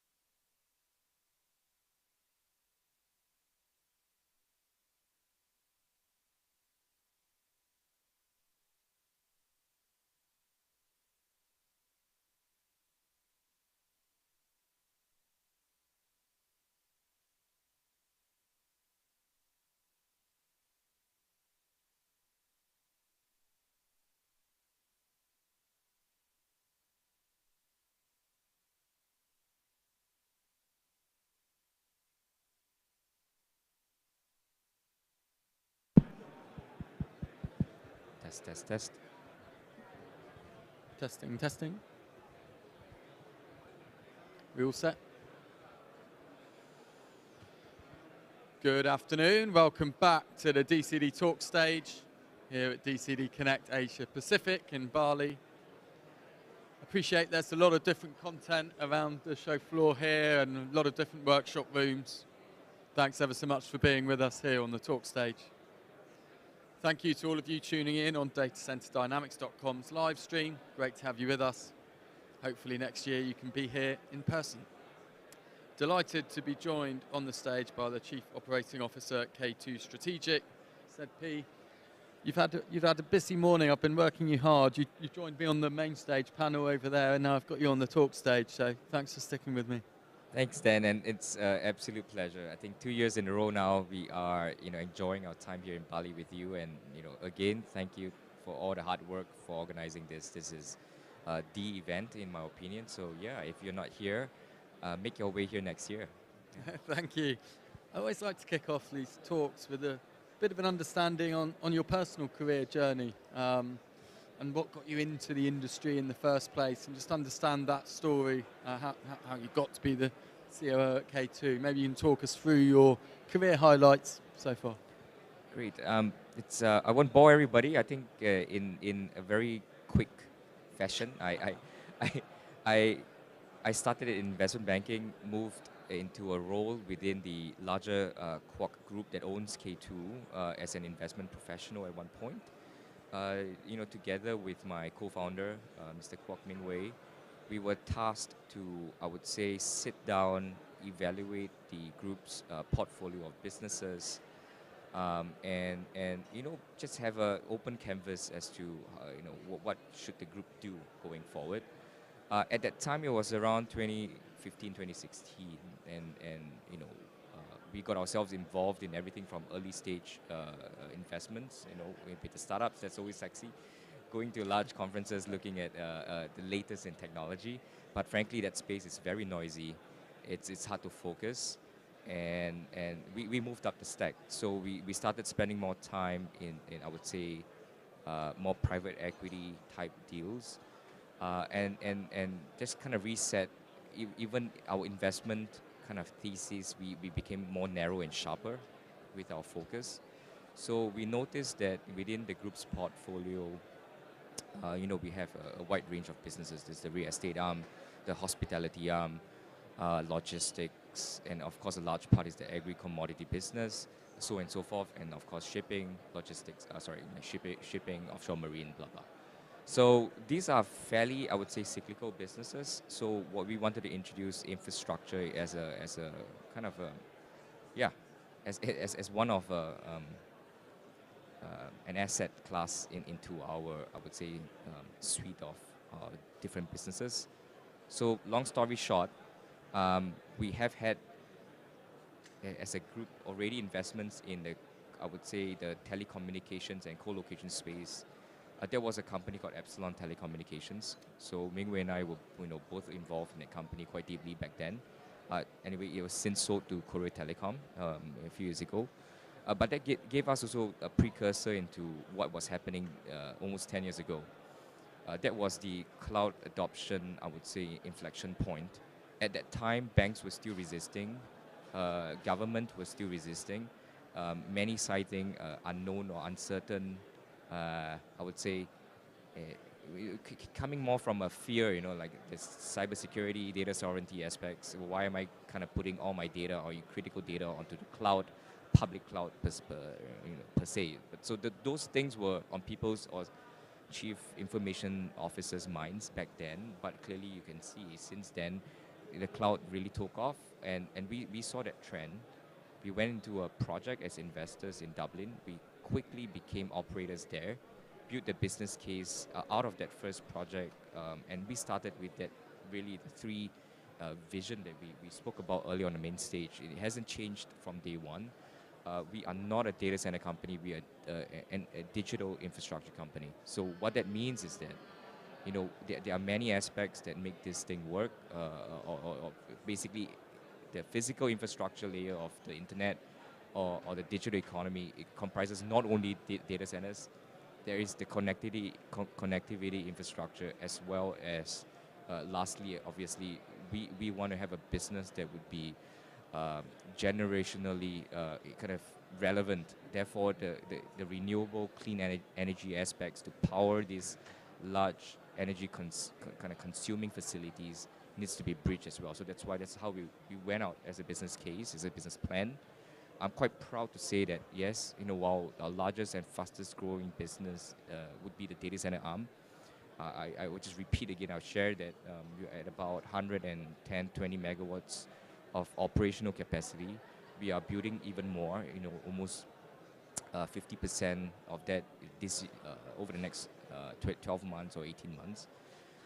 So we are growing, and we are still also kind of keeping track in terms of our early promises. So we have gone into the connectivity infrastructure space through an investment. And in the renewable energy space, we have a team dedicated to just focus on anything from the more, I would say, vanilla stuff like VPPAs, all the way to exploring actual acquisition of projects or developing greenfield projects, utilizing the group's I would say that we have land bank in many places that could be redeveloped as renewable energy projects. So all these things are exciting things that the business is working on. I'm just every time I think there's a slowdown, I can take a sabbatical. It doesn't happen. So this wave of AI is making things even crazier, and crazier from a point of view. It's coming back again because everybody is, I think, today potentially prioritizing time to market. So some of the other aspects we spoke about earlier today on the main stage might be taking a back seat. But we continue to remain focused. I don't think we are not going to be following trends. Fundamentally, we do need to look at it as a holistic solution. So the energy, the clean, zero carbon energy aspects are still important to us. Yep. I love that. And you talked about coming into the industry off the back of that sort of cloud adoption age, and it really feels like we're now in the AI inferencing age, and it's a similar feel to the sort of tailwinds that we've got right now as an industry. I think what's really interesting about the K2 story is because of K2 renewables that you mentioned and the connectivity layer, you really are breaking down those traditional sort of connectivity data center energy silos and embedding that at the heart of the proposition. So we'll come back to that shortly. What I wanted to spend a little bit of time on is you mentioned the Dublin facility, the growth journey to date. So you're operational in Dublin, you're also exploring a lot of Asia-Pacific markets in Johor and Thailand and so on. Maybe you can talk a little bit of the sites you're currently building out and your footprint to date. Great. So yes, we started in Dublin. It was already a fairly sizable project 10 years ago. It was an 18 megawatt single occupied facility. So we still build and we still operate that today. It's on a long-term contract with a very important US customer. We have since built the second and third of similar scale. So we are around 60 megawatts in Dublin. We have a fourth data center that's about to come online at around any time in the next couple of months. That's a smaller facility. Yeah, but Dublin ran into power issues many years ago, 5 years ago, up until today. There is still no clear visibility in terms of how we can overcome this as an industry. It's not specific to any company. I would say both end users themselves that are heavily, I would say, self-building in Dublin, as well as service providers like ourselves, have not had, I would say, some breakthrough in terms of an actual long-term solution. So we continue to lobby together, and we remain invested in Dublin. And I would say beyond Dublin in Europe, we are definitely, I just came back from France, from Data Cloud Congress. It's to continue to show intent as well as spending the time with partners in Europe to generate, I would say, the opportunities for for partnership. We are not blind to the fact that in many European countries, you do need strong local boots on the ground execution. So we overlay, I would say, something more strategic on top. We have obviously direct conversations with customers that rely on partners like us to expand beyond their home markets. So that's where we play that role, and we bridge that gap. So Europe remains front and center. We are very interested to deploy more and spend more of my time. I'm actually flying out to Europe once I get back from Bali. So that's to give you, that's where the company's impetus is. So shifting back now in Asia Pacific, where we have things that I would say are operational would be Johor, Jakarta in Indonesia, so Johor in Malaysia, and lastly we are just starting construction in Thailand as well.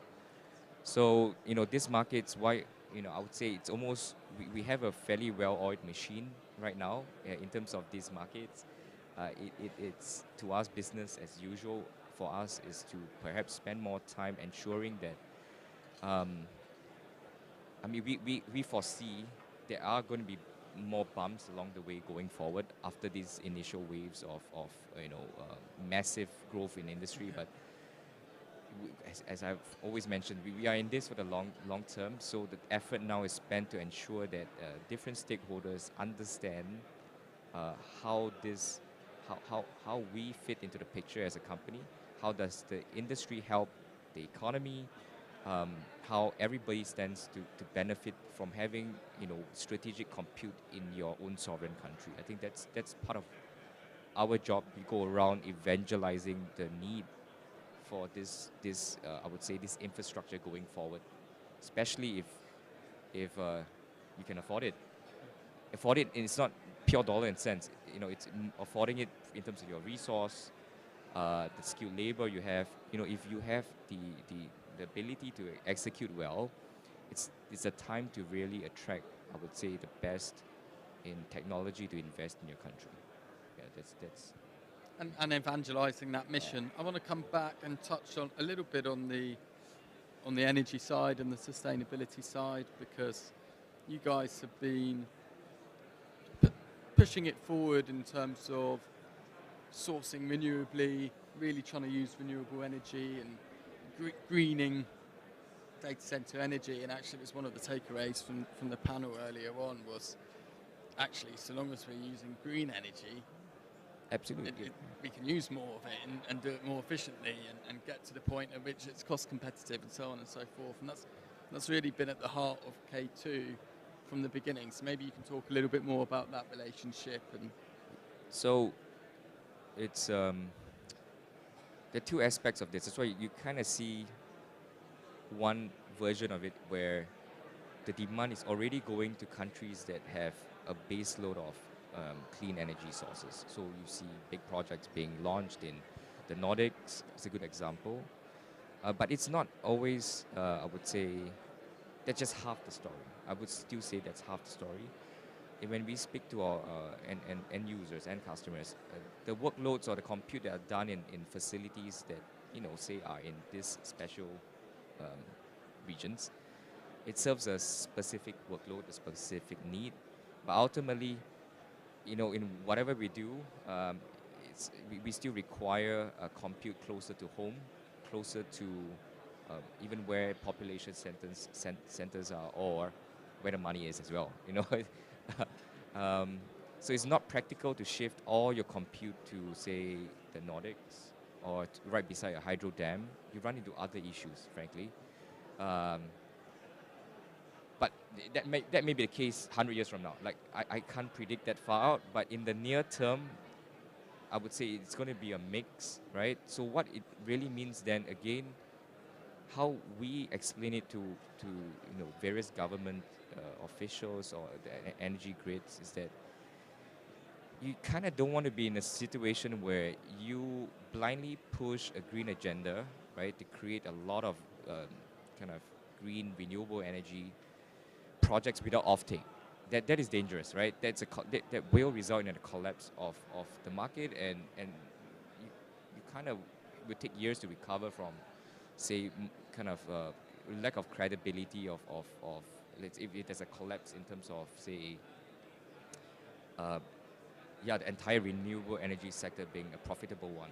So offtake is important, and then offtake, what that means is that then who are the largest offtakers today from an energy perspective, and just layering on top from energy and renewable energy perspective, these are the data centers. So the data centers are as much a consumer, but they are the ones that would anchor and make projects of renewable energy projects feasible to begin with. So we, as an industry, with our end customers, are actually driving the real change, driving the real investment dollars, and that's what you need. That's what you need, and then everything else will follow suit, right? But it's almost it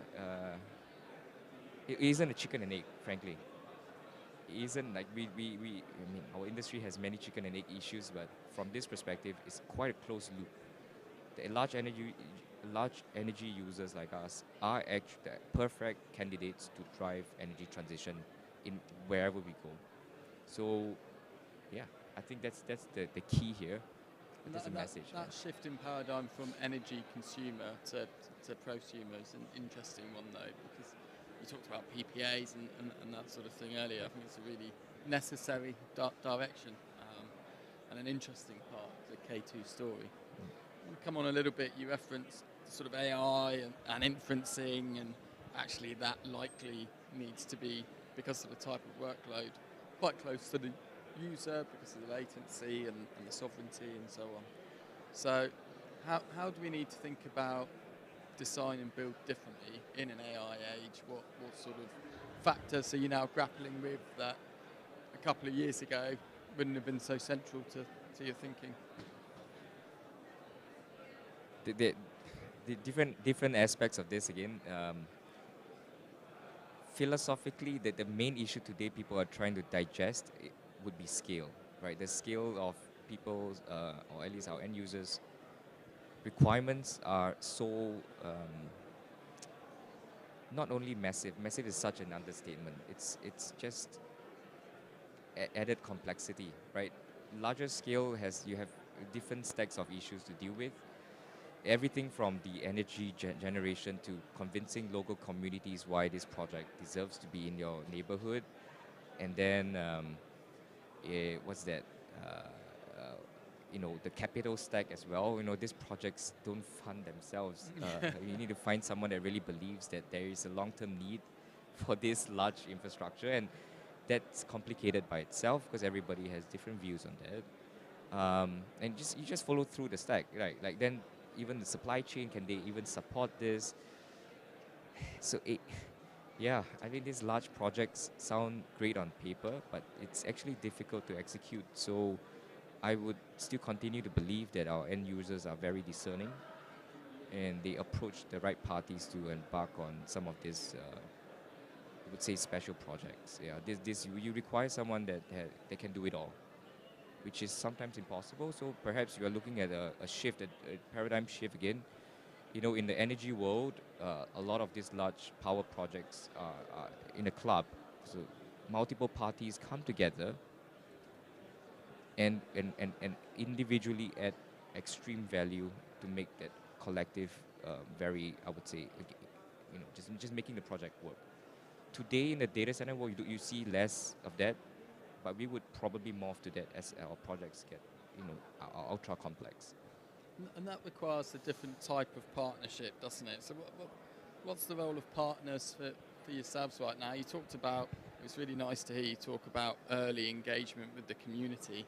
I think as an industry, we're learning quicker and quicker how important that is. I used the example yesterday, we do a big event in Loudoun County in Virginia, and actually we encounter some local protests there because there's not a very good understanding within that community of why data centers are so important. And so I think increasingly thinking about data centers as stewards of the community is quite key. And then on the flip side, you mentioned the supply chain. So how are your relationships with your supply chain partners changing as well? I would say just like how our customers are tough on us, we are tough on our supply chain. So our partners here, I think they can they can empathize and we all empathize. We all face our own individual pressures as companies. But it is what it is. It's highly competitive industry. A lot of different players have come in over the years. Since we started back in 2016, it was relatively under the radar market, to be honest. And after COVID, everything changed. So with increased competition, that also resulted in a lot of different pressures. And I would say even what's not that great is that the supply chain might have consolidated a bit. So now we're trying to expand it out. We're trying to force the expansion to again encourage competition even in the supply chain. So that's that's just good for business. But we always reward people that had very clearly demonstrated, I would say, same business values as us, as well as extreme execution capability, without compromising, of course. Everybody here is of the same objectives. Health and safety, you can't compromise on that. And quality, I think that's what we I would say, sell on as well. But yeah, I think that's on the supply chain side. On the local community front, we have never really changed our focus nor mindset, in which we don't want to make it also purely as a I was going to say like purely as some sort of PR initiative. It's not. Yeah. Frankly, we don't even meaning even within K2, we don't even advertise or our in terms of external communications. Frankly, we do remain under the radar as well. But another added layer is that our engagement with communities have been really at that local level, where the locals appreciate it, and we don't need to do something that's very grand and a big gesture to drive PR. That's not our style. So that's what we do. We do it in every market we have gone into, and we continue to see that being I would say a successful strategy for us in terms of how as you put, is to get communities to understand what we are doing and how we contribute to you as well as the larger, I would say the larger the economy itself and they from the grassroots up. From the grassroots up, yeah. I think that's super key. We've been overrunning on the time. That's my fault. Thanks for sticking with us on the live stream. Let's wrap things up, said P, in terms of looking ahead. If we're sat on this stage in 12 months' time, what are you hoping to have achieved by then? Where are you hoping we'll be as an industry? That's a tough question. Things are changing every day and every month now. I honestly, I would love to give you something super cool and super grand as a target, but hopefully next year when we have a talk, I think we would have solved out some of these ambiguities by now. There should be a more collective approach towards standardization. That we are being thrown all over the place right now, and that's not good for the industry. Yeah, we is a very large word, but everybody needs to work towards some sort of standardization. Again, it's helpful. There's less resource wastage. There's less anxiety and uncertainty. So, I have been telling this, right? Even if today I want to build speculatively and have the money for it, I don't even know what to build because, it's not. Frankly, it's not clear. And the speed of compute is also so fast now. Yeah, exactly. So anyway, that's always helpful. Standardization to some aspect is helpful. People can plan forward. These projects don't build. They're not products. They're not out from a factory. Right. Literally, people out there using tools to build these things, and before even building, you design it. Takes a long time. There's so many parts to this that we should quickly get out of the experimentation phase. I believe that's what we've been stuck in for the last 12 to 18 months. It's been highly experimental. Get out from that quick and go back into, I would think, a next phase of extreme scaling, and that scaling requires standardization.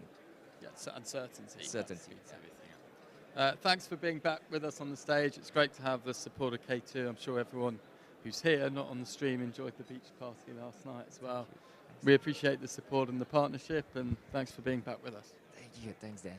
Always a pleasure. Thank you. Thanks, everyone.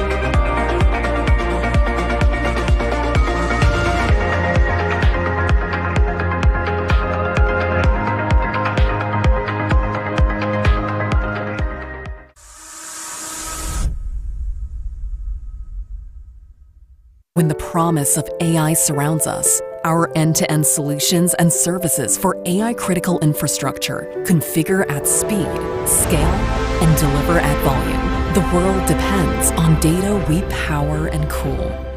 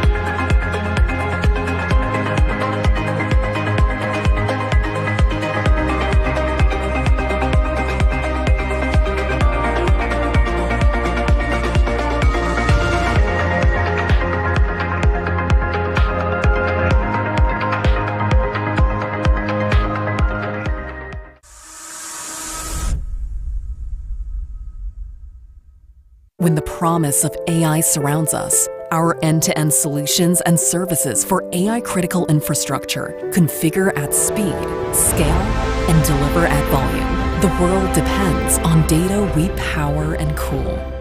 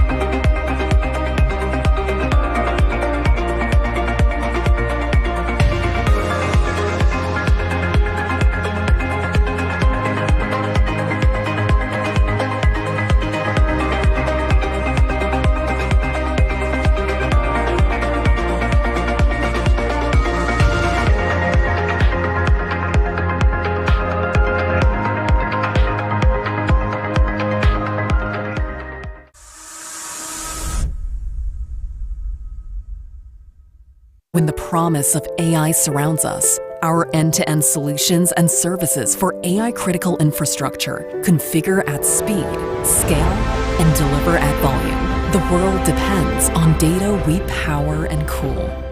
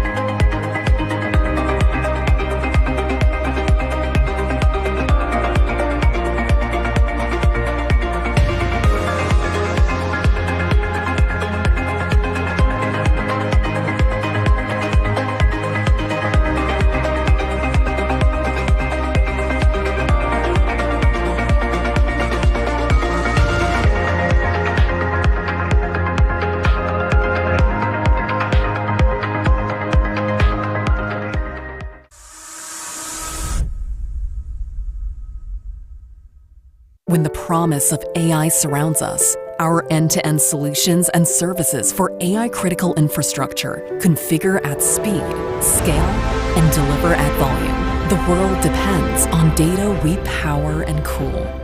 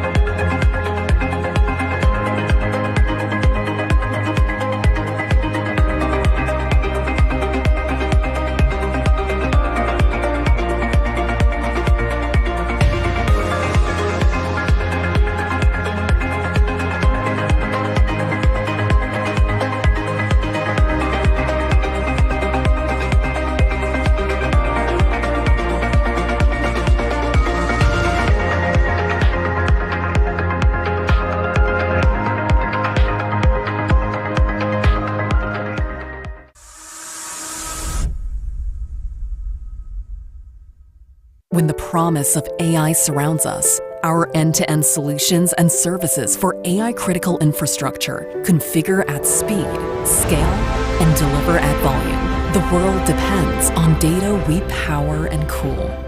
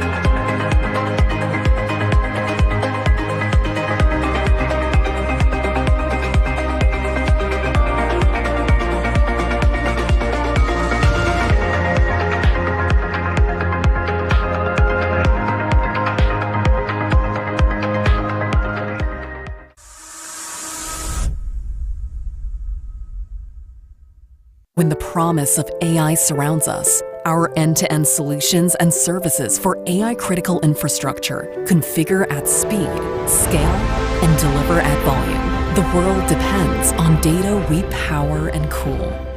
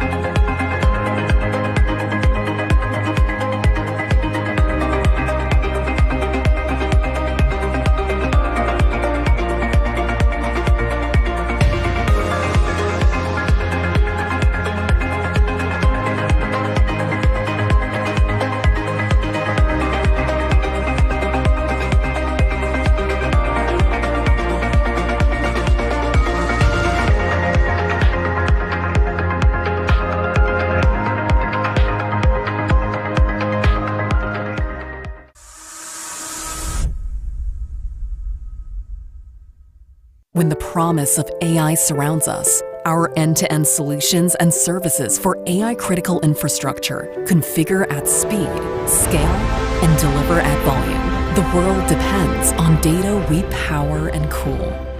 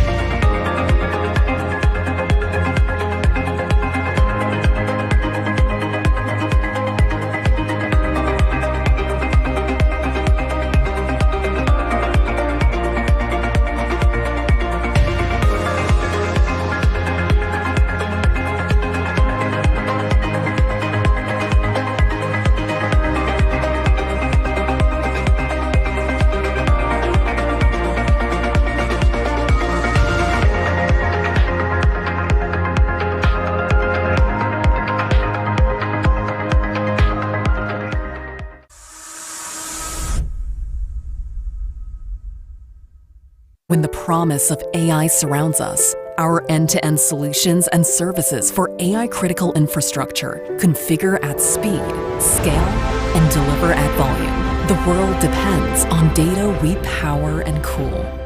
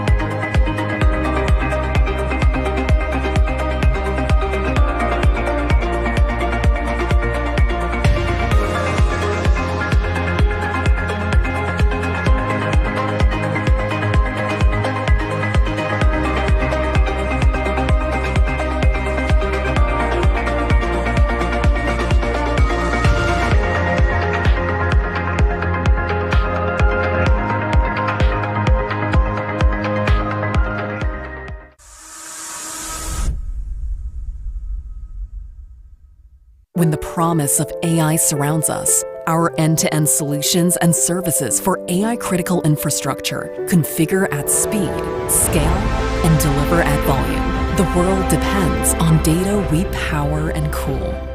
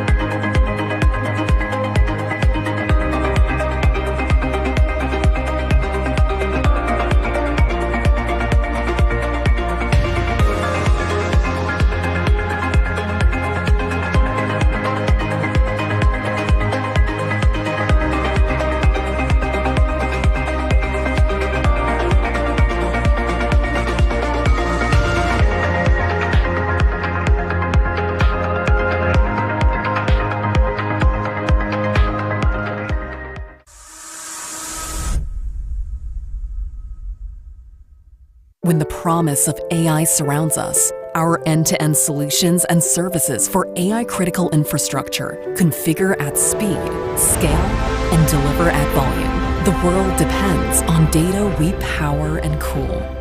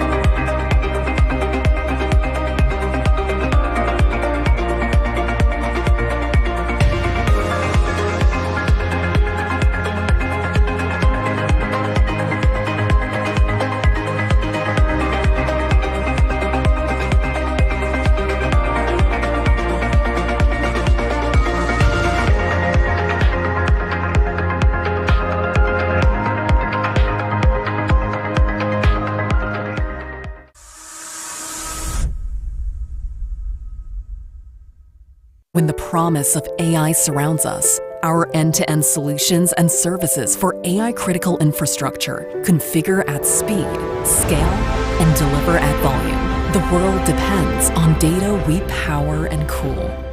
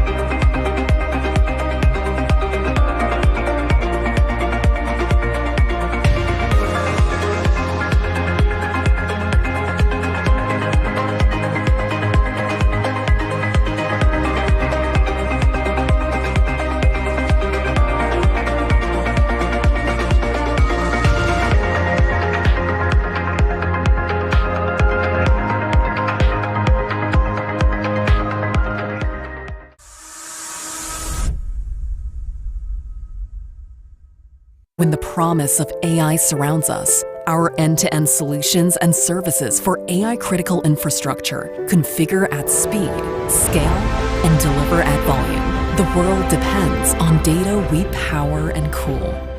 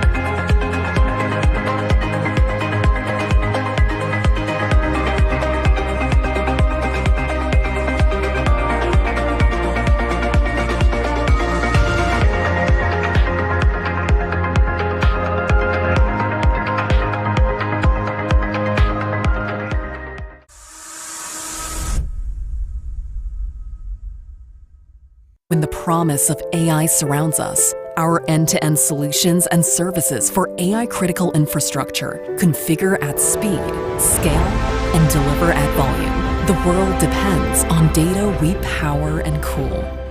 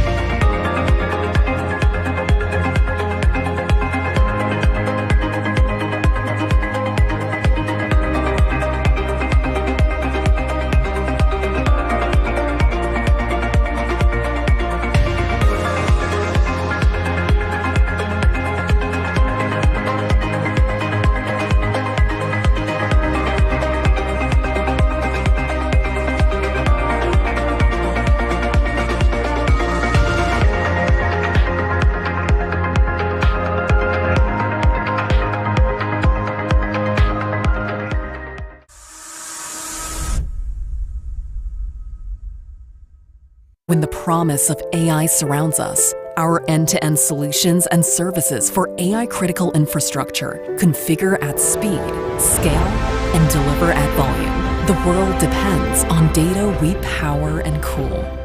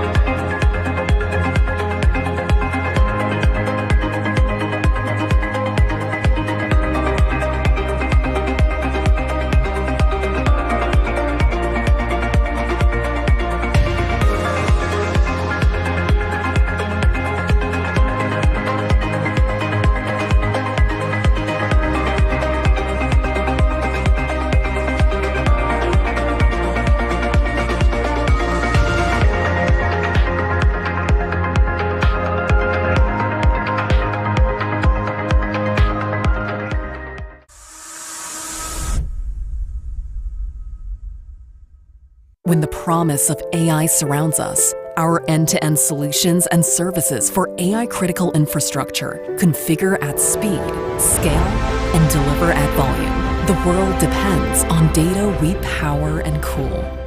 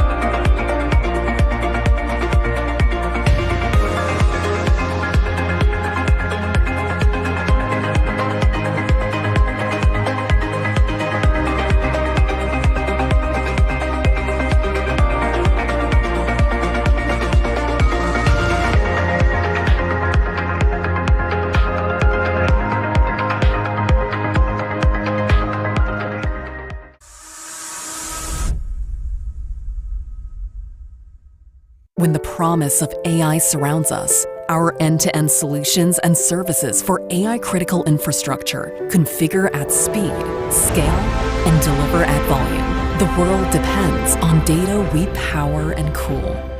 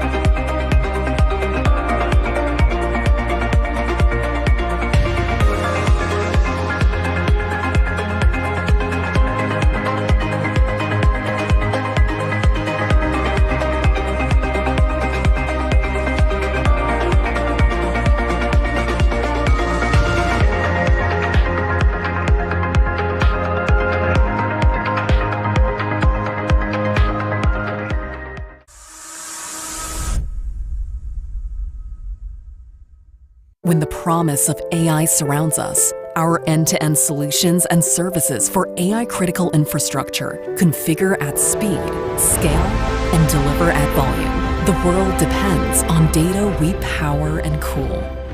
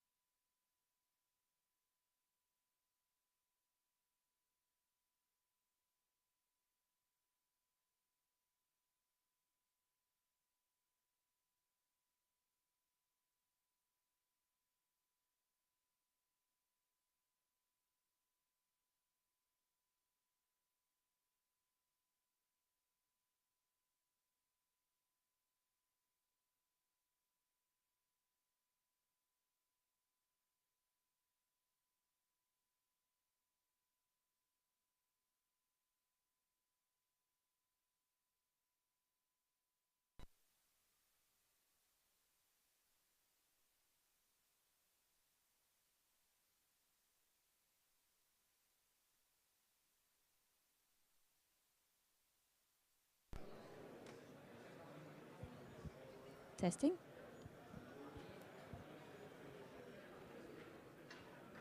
Also, Testing.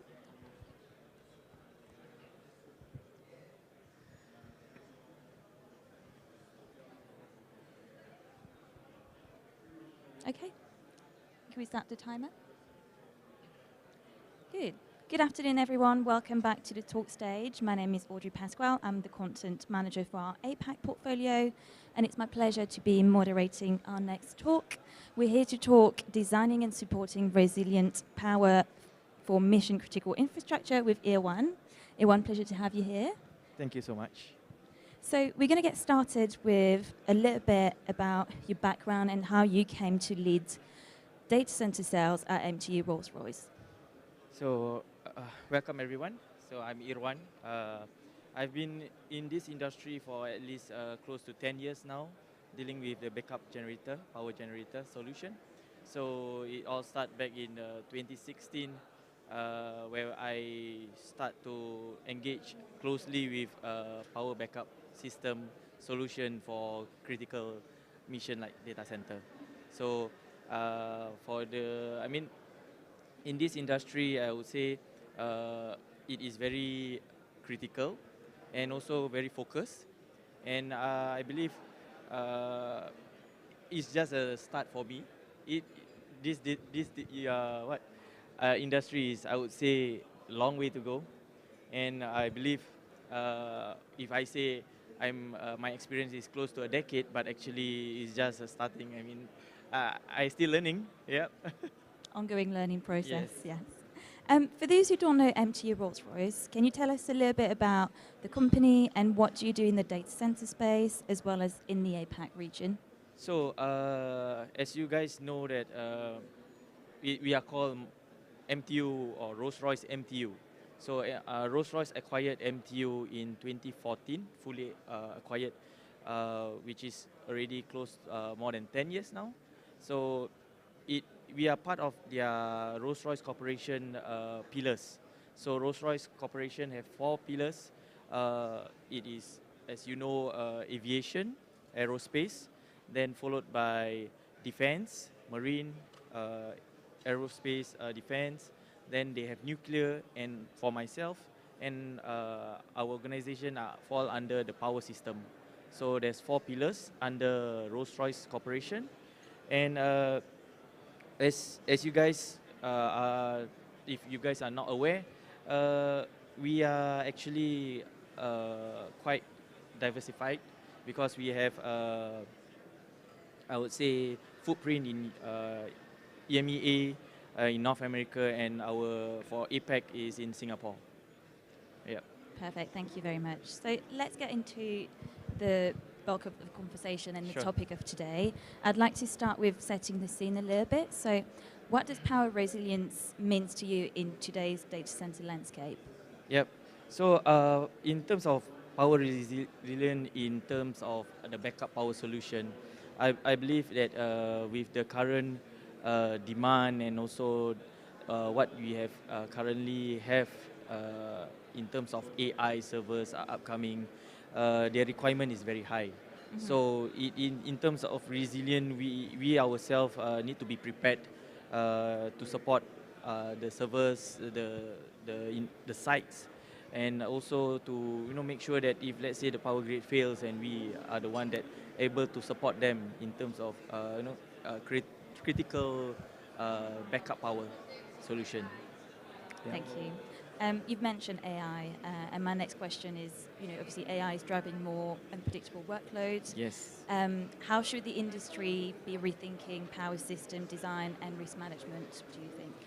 In terms of AI, I would say it has increased significantly in terms of the power requirement. A traditional, I would say, data center at this current load compared to what a AI server that requires it, and the design is quite significant increased. And in terms of what I can see is that if let's say AI technology are able to control the power consumption of their equipments and components, it can help. And for us as a backup power system, I would say it is also part to play a part in terms of knowing what is the critical equipment and components to support. Yeah. Thank you very much. I'd like to talk a little bit about the current state of the industry. As data center operators try to balance, reliability, sustainability, as well as efficiency, what are they getting it right, in your opinion, and where is there room for improvement? So I think what they have gotten it right in the, I would say, in the industry, even the industry players, the facility teams, they did well in, I would say, preventive maintenance, taking care of the maintenance of our gensets to make sure that it will be ready when it is needed. So one thing I can say, they do that, they knowing the support that they get from our team in terms of after sales support, and also the other, I would say, knowing your suppliers' capabilities in terms of the man supporting your data center. That is key, because nowadays knowing what you buy, what you purchase in terms of the genset or the backup power solution is the first part. Second part will be knowing who is able to support you when the times need. Yep. Thank you. My next question to you is around, how should operators think about the trade-offs between resilience and sustainability and cost, and especially as power needs become more complex?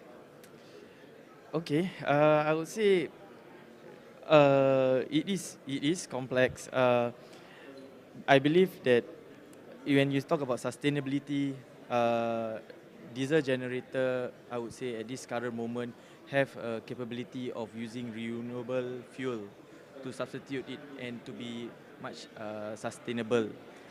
But it comes with a cost, because at this current moment, as you know, a renewable fuel like HVO is costly, and it will affect the cost, overall cost of your system.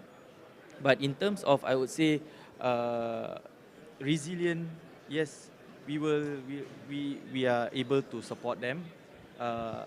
And just to add on just now, what I forget about the sustainability, the emission for the country's requirement is already, I would say, a normal term that we need to focus on. And we have already, I would say, knowledge, well equipped with knowledge that what is needed to meet their emission requirements. Yeah. Thank you.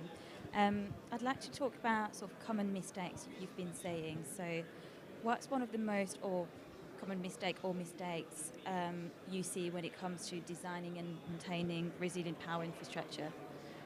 I wouldn't say a common mistake, but I say it is industrial practice, whereby they did not, I would say, they approach the suppliers at the later stage. I would prefer that end customers approach us at an earlier stage and discuss with us their requirement, and maybe we can really sit down and commercially and technically resolve what best fit for the site. Because I would say the design is very critical in terms of the, let's say, gensets being placed in a room and gensets being placed outdoor with an enclosure.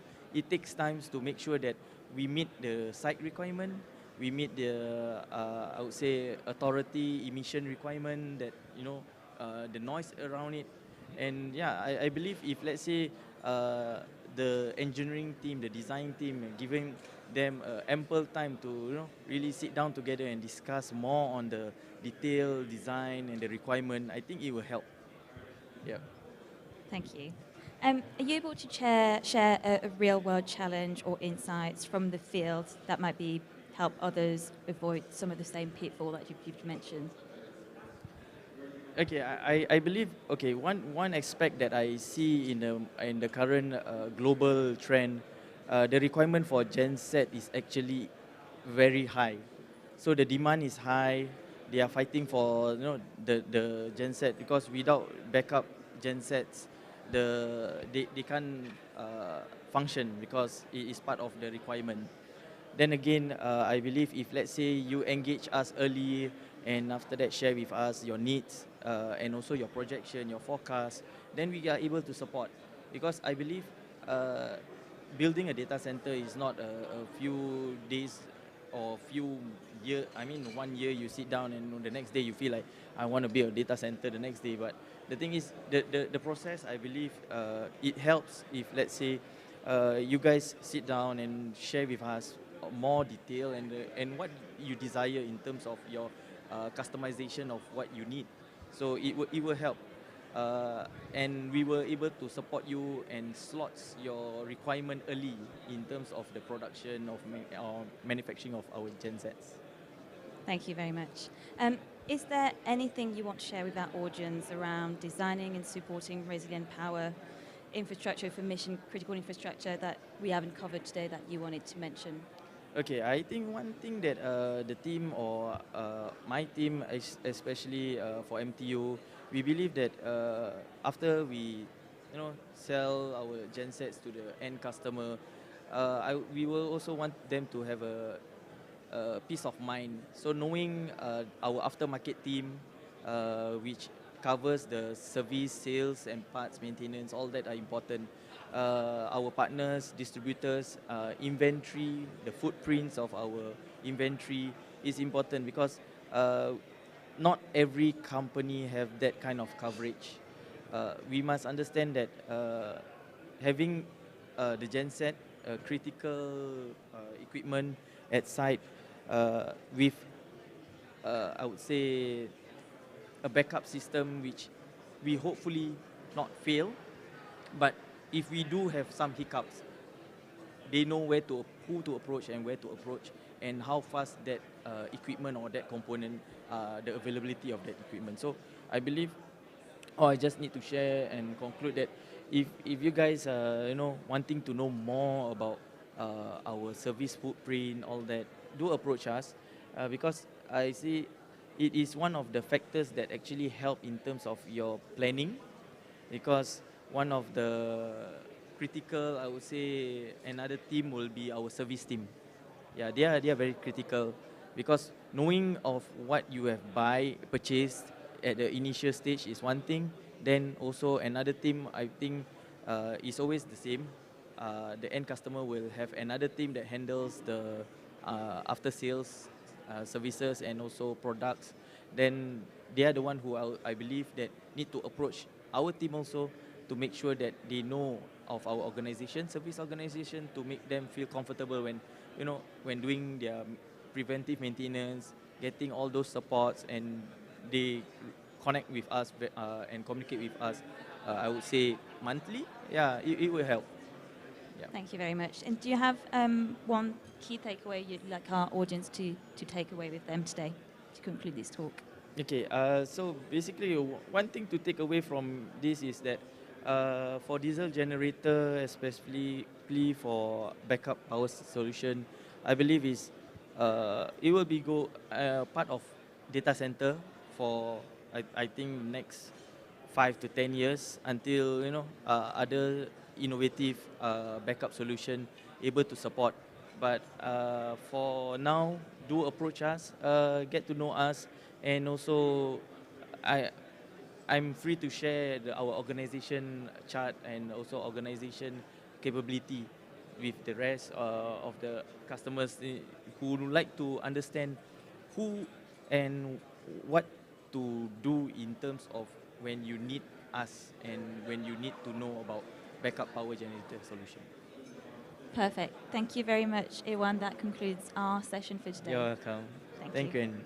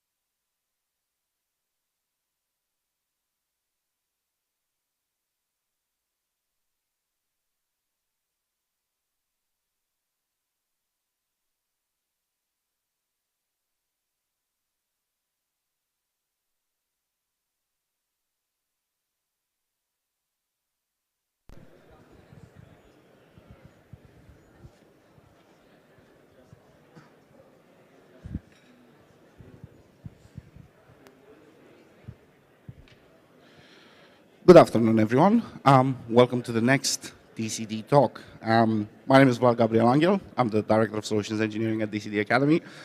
And it's my pleasure to be joined by Rowan Evans, Head of Sales, Energy Systems and Solution Division at Toshiba. Right, and the topic of today's discussion is safer and smarter battery chemistries. So let's jump in. Rowan, how's things?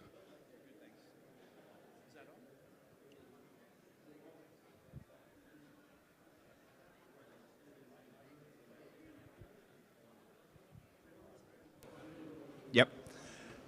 Yeah, thanks, Vlad. Yeah, thanks for having me today. Absolute pleasure. Right, so to begin with, could you tell us a bit about your background and how you came to leading the sales for the Energy Systems and Solution Division at Toshiba? Yeah, sure.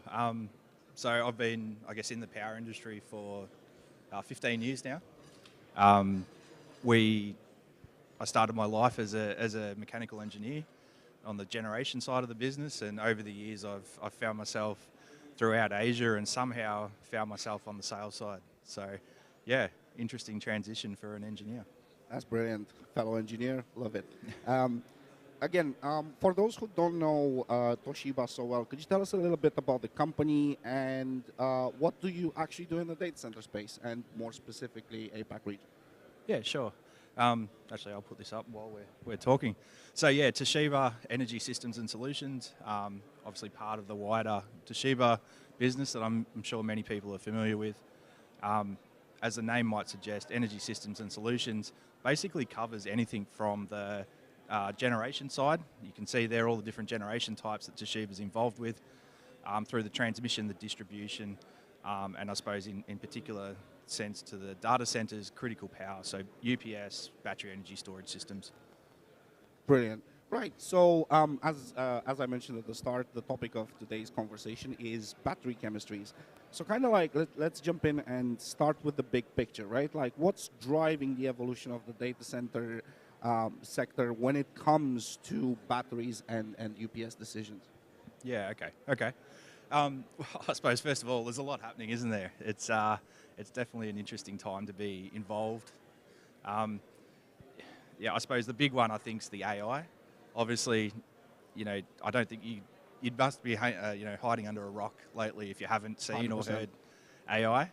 And I suppose that the higher performance computing, higher data loads, all this sort of stuff is just seeing this huge boom in power, I guess. So that's a major factor. And yeah, I suppose just to expand on that power factor, as things are growing, I think in many countries, and I think it's the same here in Asia as well, the actual growth of the power center demand is actually outstripping the generation growth in many areas. Or if the generation does exist, the local infrastructure may not be capable of keeping up. So more and more we're seeing that the backup redundancy systems are becoming ever more critical. The UPS, the battery energy storage, these types of things. Traditionally, we've seen, so like when you're thinking about your traditional data center, is always like the combination of a UPS with a VRLA battery, right? Right. So what are kind of the limitations and I'd say like the limitations and risks when it comes to this? I don't want to call it old technology. Let's call it established technology. Right. Look, there's no doubting VRLA has been the basis of UPS, basically since UPS started. So there's nothing wrong with the technology, but more and more we're seeing that, in terms of the larger data centers and the more demanding elements of the data centers, the lifespan's becoming an issue. Typically VRLA batteries maybe 3 to 5 years. Different vendors claim different things, but let's generalize. The space and the weight, again, as power demand booms and the capacity of these data centers ever increases, having batteries that are physically larger, definitely a lot heavier, becomes more and more of a critical issue. Other things, charging speed, VRLA batteries generally can't charge as quickly. So as a backup power, the longer it takes you to charge or recharge, you're exposed. So again, context of data centers where uptime is critical, the longer you're without your backup system, there's a chance that you'll be exposed. So we're seeing this shift kind of like towards more lithium-based battery chemistries, right? Yeah. Can you kind of like walk us through what are the options and the main differences between different flavors of lithium? Yeah, sure. So I suppose just to kick off, and I'll put another slide up here, but lithium batteries is a general term that's used for a whole host of batteries. Basically, any battery that has lithium ion transport as the main component of the battery is deemed lithium. But within that, there's actually quite a lot of differences. So on the screen here, you can see there's a few, three here as an example. NMC, LFP, and LTO.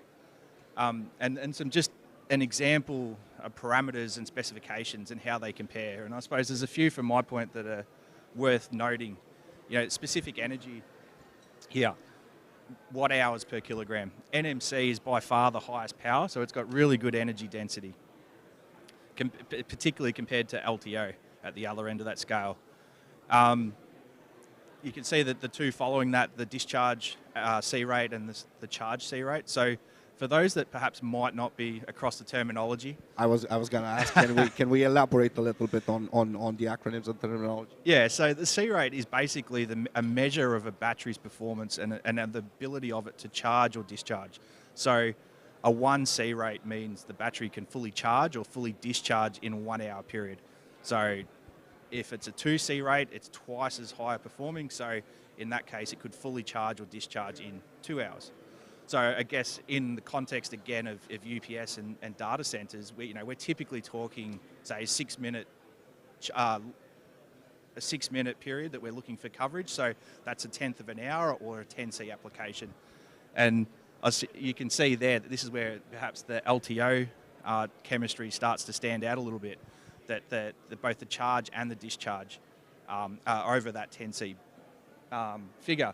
But that doesn't necessarily mean that the other batteries can't perform those sort of C rates. It just means you have to oversize them, or if they do run at that higher C rate, they do it at the expense of the life. So it's quite an interesting and important one in the context of data centers. And then probably the other one that's worth noting down the bottom here, the life cycle. LTO has quite a different and obviously much higher cycle life compared to the other chemistries. Perhaps not such a major issue in terms of UPS, but if you were using those batteries for battery energy storage, for an AI data center where you're cycling, 6-7 times a day, that's where that starts to be a real factor. That's interesting. I'm a little bit curious on the thermal runaway temperature, right? Yeah. We've got 210 degrees centigrade on NMC, 270 on LFP. Yep. And a dash on LTO. LTO. So essentially it doesn't have a thermal runaway temperature, and I can probably jump into that in a minute. So I guess before I get to answer your question directly, can I just explain? So one of the common themes or common root cause problems that we have with other lithium batteries, so when I say other, I mean batteries where they have a carbon anode, is that they have a formation of what they call dendrite formation, which is basically where the lithium builds up on the anode, and this occurs over cycling, particularly high current charging and repeated cycling. But you can see that the dendrite's quite a spiky sort of profile, and what it does is as it builds up, it eventually will go through the separator between the cathode and the anode, and that causes an internal short circuit. I suppose the reason that that's worthwhile noting, when we talk about dendrite formation, internal short circuit, obviously thermal runaway is the big one. So carbon-based carbon-based anode batteries have this. We often see it in the news where they catch fire, thermal runaway. You see that those catastrophic videos of them burning up. That's one issue. Even before the dendrite or the thermal runaway occurs, there's also the dendrites are very high resistant. So what that means is that it restricts the ion transport within the battery and actually degrades the performance of the battery. So, dendrite formation generally is quite a negative effect on the performance of your batteries. So essentially, the LTO type of chemistry is safer to be used in a data center environment? Yeah, LTO chemistry, and yeah, Toshiba has LTO chemistry. I don't think there's any hiding that. We call it SCIB. There's a number of reasons and things that I guess lead to that. You can see here, and we touched on it earlier, the energy density. So, and these are just typical values. These will vary exactly chemistry to chemistry, but batteries basically rely on the electric potential between two different materials. Yep. So just as an example on the left here, LFP, 3.3 volts between the two materials, graphite on the anode, lithium phosphate on the cathode, whereas the LTO, which has different chemicals, has a lower voltage. So that's why the LTO chemistry is less dense, less energy dense. But in terms of the safety, I think it's like a two-stage effect, I guess, with LTO. Not only is it resistant to dendrite formation, if there is a short circuit, and that doesn't necessarily have to be because of dendrite formation, it could be something crushed the battery, a mechanical action or whatever it is. If we look at it like this, LTO inherently is an insulator, so it's high resistance, but in its charged state, it's low resistance. So its resistance change based on the charge. So what that means is if there is a short circuit, the area around the short circuit starts to discharge, and as it discharges, the resistance increases and it restricts the current flow. So instead of accelerating away into thermal overload and thermal runaway, like the black line there, it basically meters its own response and it slowly discharges. It does heat up slowly, but it never gets to that point where it just accelerates away. This is absolutely brilliant.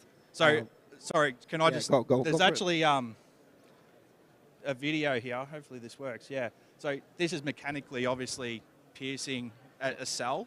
And you can see here that, yes, there's a little bit of swelling, there's a little bit of gas emitted from the cell, but there is no flames, no combustion, nothing. Yeah. Wow. Yeah, so in terms of safety, it's quite unique in the lithium battery space. This is incredible, and again, as someone that essentially kind of like puts the latest, greatest information out to the market, I will reach out for these figures because it actually proves that it's quite safe. I'm curious though, beyond safety, like what other factors should be considered when you're making a smart battery choice, right? We've got a lot of designers and builders that are essentially kind of like looking to the next wave of their facilities, and battery choice is one of them. So what else beyond safety should they consider? Yeah, so beyond safety, I'd say look at the life. Obviously, understanding your application and the life of the technology that you're selecting, I think is important. Energy versus power.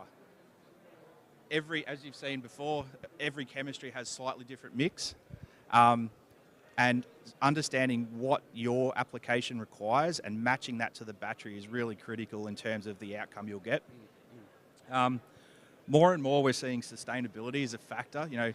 I think most of the companies here today would have some form of environmental sustainability goal. And while often the focus in terms of data centers is around the fuel burn and the electricity, the ability of your batteries to be recycled or the volume of batteries having to be recycled is also increasingly becoming a factor.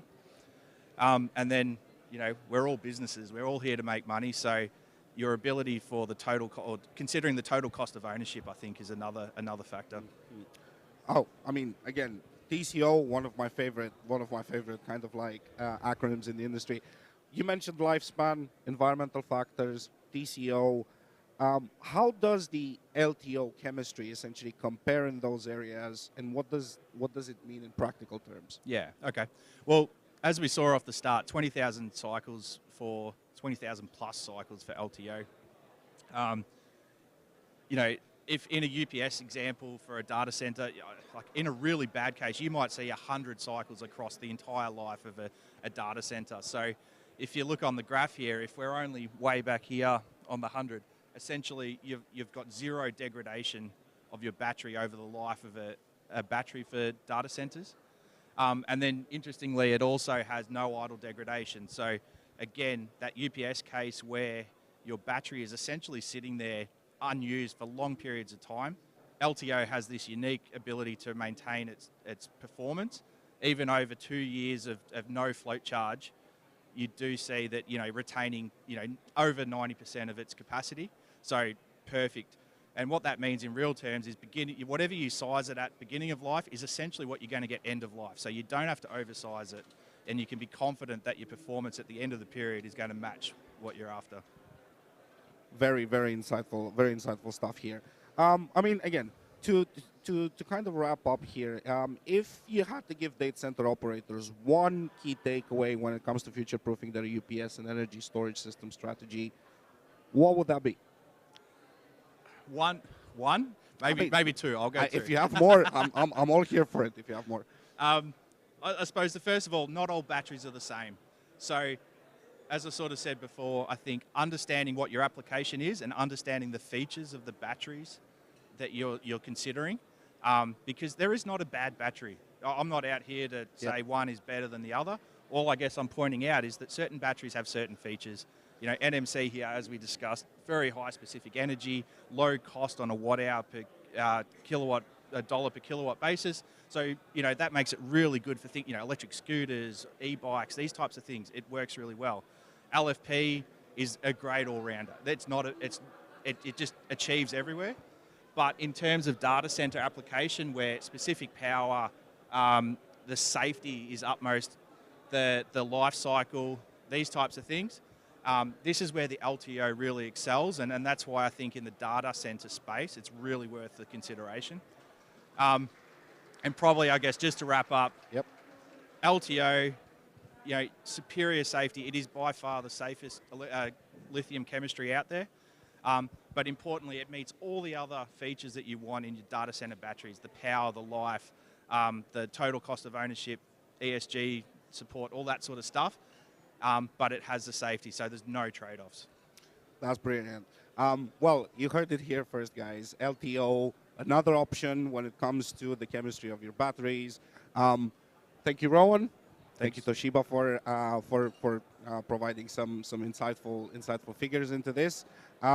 And yeah, looking forward to seeing what's next. Yeah, cheers. Thanks for having us. If you've got any questions, come see us on the stand. If you have any questions, come see us on stand number. What is it? 4. Thank you. Thanks, everyone. Thanks, Ron.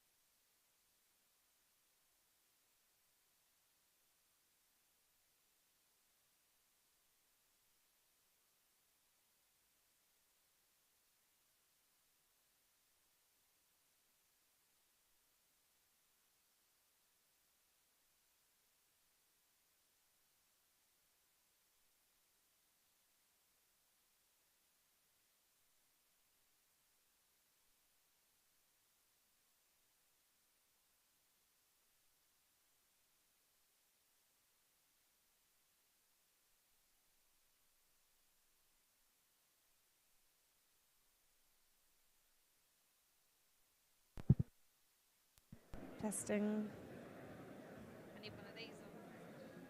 Testing.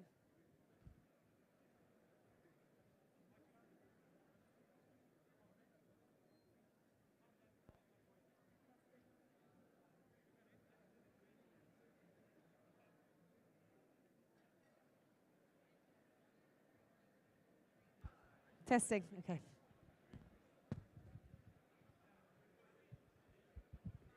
Testing, testing.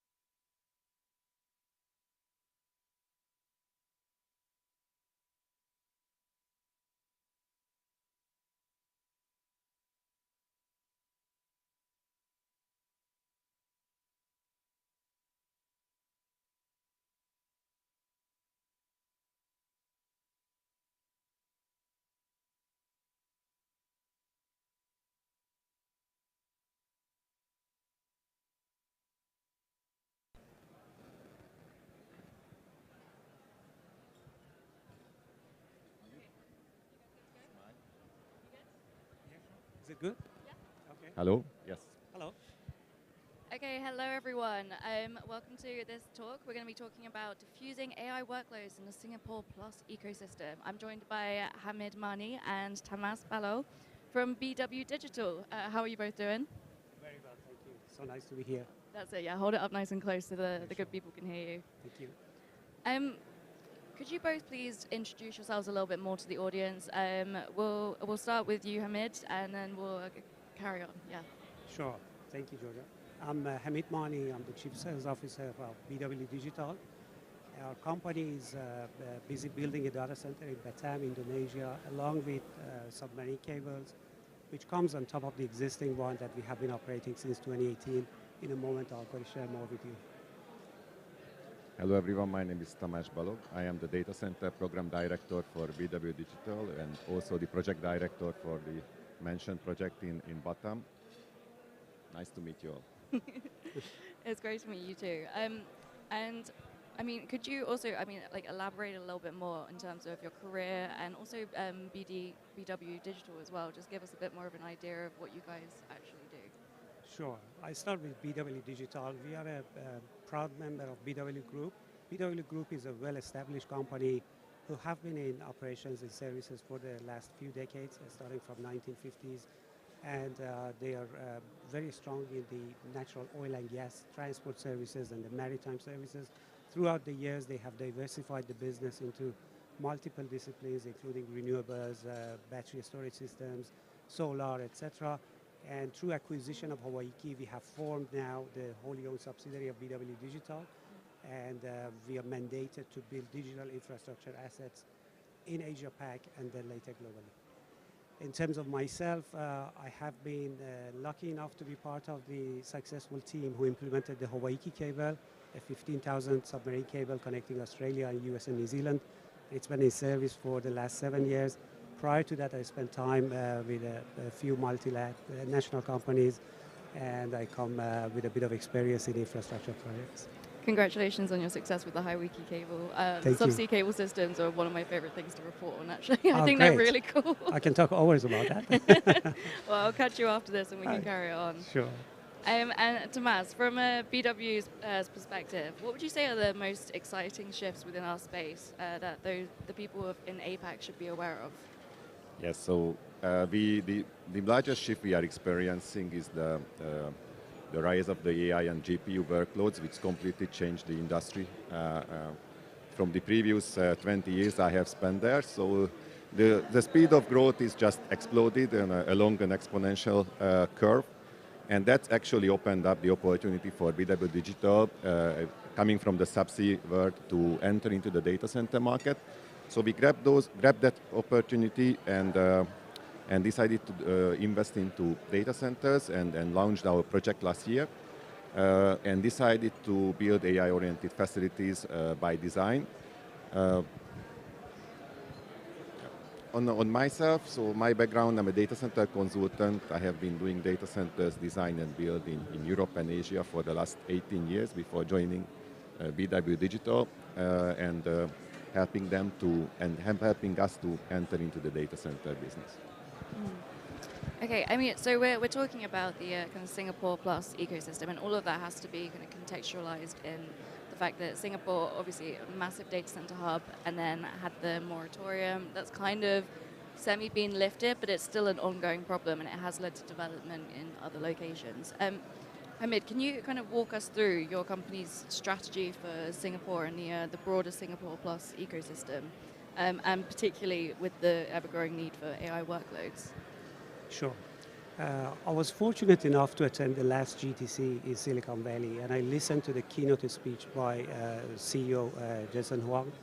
And he shared his vision, and I'm a strong believer in that vision, that every enterprise will have an AI factory behind them this way or another in near future. And obviously, there are multiple ways to address those requirements and to tap into the resources. One is to go publicly and utilize the public services, which is the mainstream. But we see also, like the cloud shift to the private cloud services, we see rising interest in terms of private AI capabilities by enterprises. Now, Singapore is a major business hub. and a global economy hub. It hosts major enterprises internationally, locally, and regionally, and they do need to have access to these resources. Singapore itself, the government is doing a lot of great stuff to increase the resources available in Singapore, but no matter what we achieve as an industry together, there is a still need for further resources to be put into that bucket. Mm. And I mean, how are you seeing your vision evolving in the future? I mean, particularly in like an ever-changing political and ecosystem landscape. Well, again, I refer back to the Singaporean government vision. They announced their vision for their ambition for the digital play, which is, again, an ecosystem. They would like to double the number of submarine cables in the next decades or so, and being so resource constrained, they're very mindful of allocating those landing slots and the other requirements there to the ones that they believe fit into their strategic intents. So I think AI is super important strategically for all governments around the globe, and Singapore being such a great nation, such a great hub in Asia-Pac, definitely they will be positioned best to benefit from the AI and automation capabilities behind that. So we believe this is going to grow very fast, and Singapore is on the sweet spot for that to benefit from it. And I mean, within all of this, you guys are targeting Batam as a particular kind of location, right? I mean, how is it going to kind of address the limitations that Singapore does have at the moment? That's a very good question, actually. So we have a vested interest to be in Singaporean market. Being a Singaporean company owned by a Singaporean group, that's this way or another, that's going to happen. We are across multiple conversations to be in Singapore, and we are confident that we will get there. But in the meanwhile, Singapore has to rely on the neighboring markets. The reason we picked up Batam last year, as Tomasz mentioned, as the location for our first data center, was that we identified a few gap areas there, and we realized that having the network capabilities and the operator DNA, we can address those issues and provide a unique selling point and capability pack to the market, which is quite interesting. So our play is not really just to become a real estate data center provider services, but it's going to be combined with a lot of advanced network and operational capabilities, including the submarine, including landing infrastructure as a service, including operations on the ground, and so on and so forth. Mm-hmm. So, and you guys are involved in the development of Nongsa Digital Park, right? That's correct. So how is that going? How is it progressing? It's fascinating. You know, every single time I go there, I get amazed by the amount of progress which has been made, thanks to all the people who are working hard there. So literally every single week you notice the difference visually. We are building on that Nongsa Digital Park. There are a couple of neighbors who have finished the construction already. That's great news. Our project is also under construction. And then we can see the again, rising interest on the park and Batam as the whole. Do you have a predicted end date for your construction, or is that something you can't share? I'll leave it to him to answer to that. Yes, so I have to deliver by early next year. Have to? Are you going to be in big trouble if you don't, basically? No, we will do it. No, we are on track for that. So You're Q1 26 is our target RFS date. All right, I'll keep that in mind for my news reporting skills.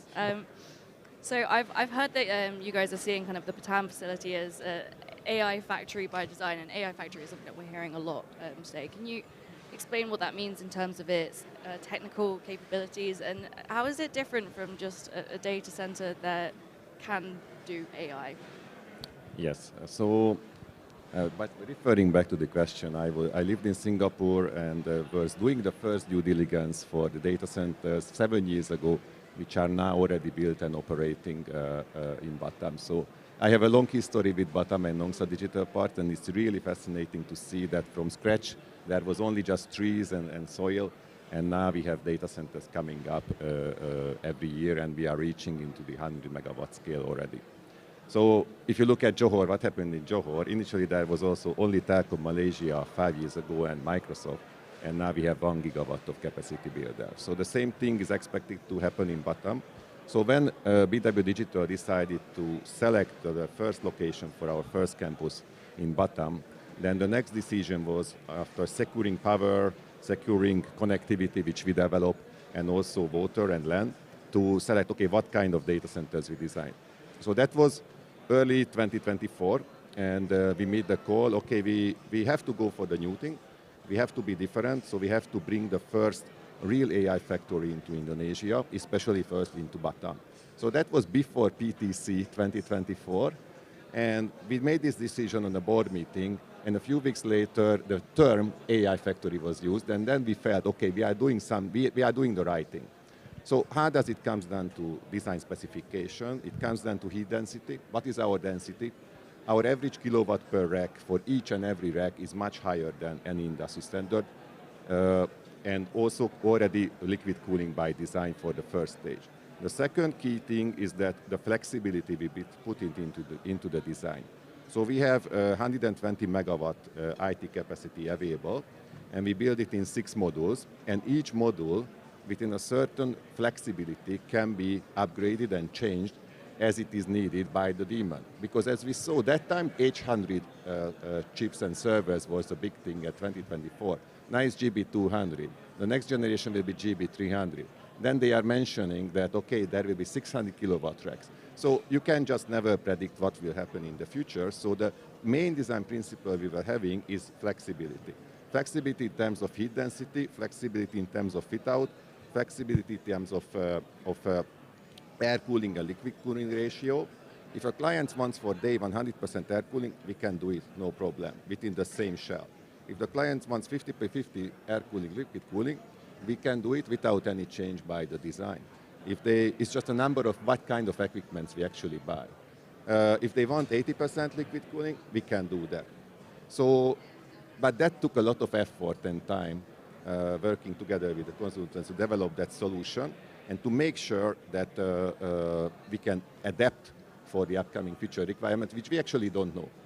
So H100 was air cooling oriented, JB200 liquid cooled oriented, but we are still hearing that some solutions are coming up to the market which are going back to air cooling, but the future is definitely liquid cooling. So how you can prepare for that? So our primary design target was to flexibility and adaptability.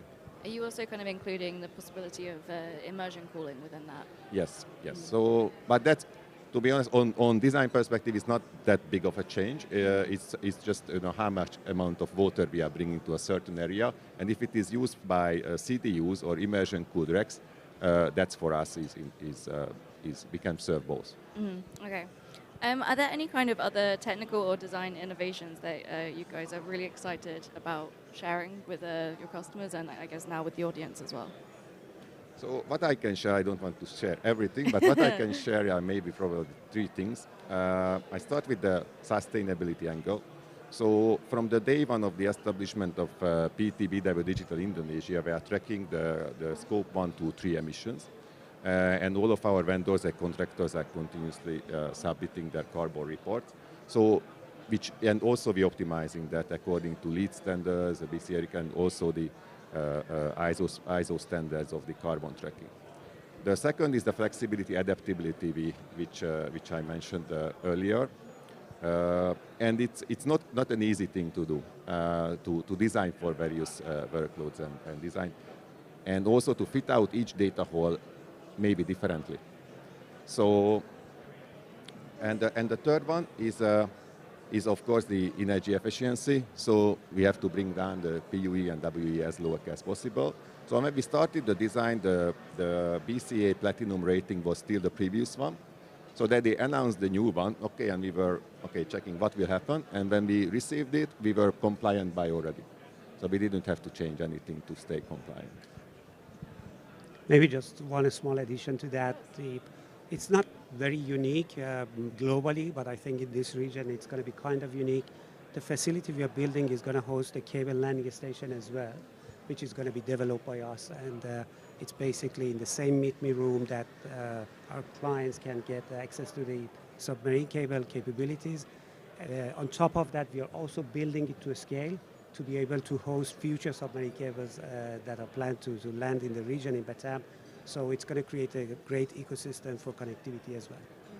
So, I mean, you guys have actually answered all my questions, but I'm going to go a bit off book if that's all right Yeah, with sure. you. Yeah. I have a follow-up question. So, I mean, presumably as like hosting a cable landing station as well, that means that the data center in the campus is very close to the coast. That's right. Yeah. I don't know if this is the same in this hotel, but in the hotel I'm staying at, everywhere around it says like tsunami safe. How are you making sure that your data center is tsunami safe? So the whole Nongsa Digital Park is tsunami safe. So by 3 reasons. One is located in a non-earthquake zone, which is on very few locations in Indonesia, which is not earthquake prone. However, we still design for earthquake because as we saw in Bangkok, Bangkok is also a no earthquake zone, but impacts are happening. So the second thing is the elevation. So there is no earthquake risk, there is very low tsunami risk, and the expected tsunami height is much lower than the elevation level of the Nongsa Digital Park itself by maybe around 20 meters above. So if Nongsa Digital Park is flooded, then whole Singapore East Coast is flooded. And perhaps you could also share a little bit about the capacity of the cable landing station. How many cables is it going to be able to host? Sure. So the cable landing station is going to host at least 4 submarine cables. One of them is being developed by us, and we do have plans for another cable system. So the first one is called Nongsa Changi cable, which is connecting the data center on Nongsa Digital Park right away to Singapore, Changi 1A. And we do have another project in development called Hawaiki Nui, and that's a system a lot larger than this one.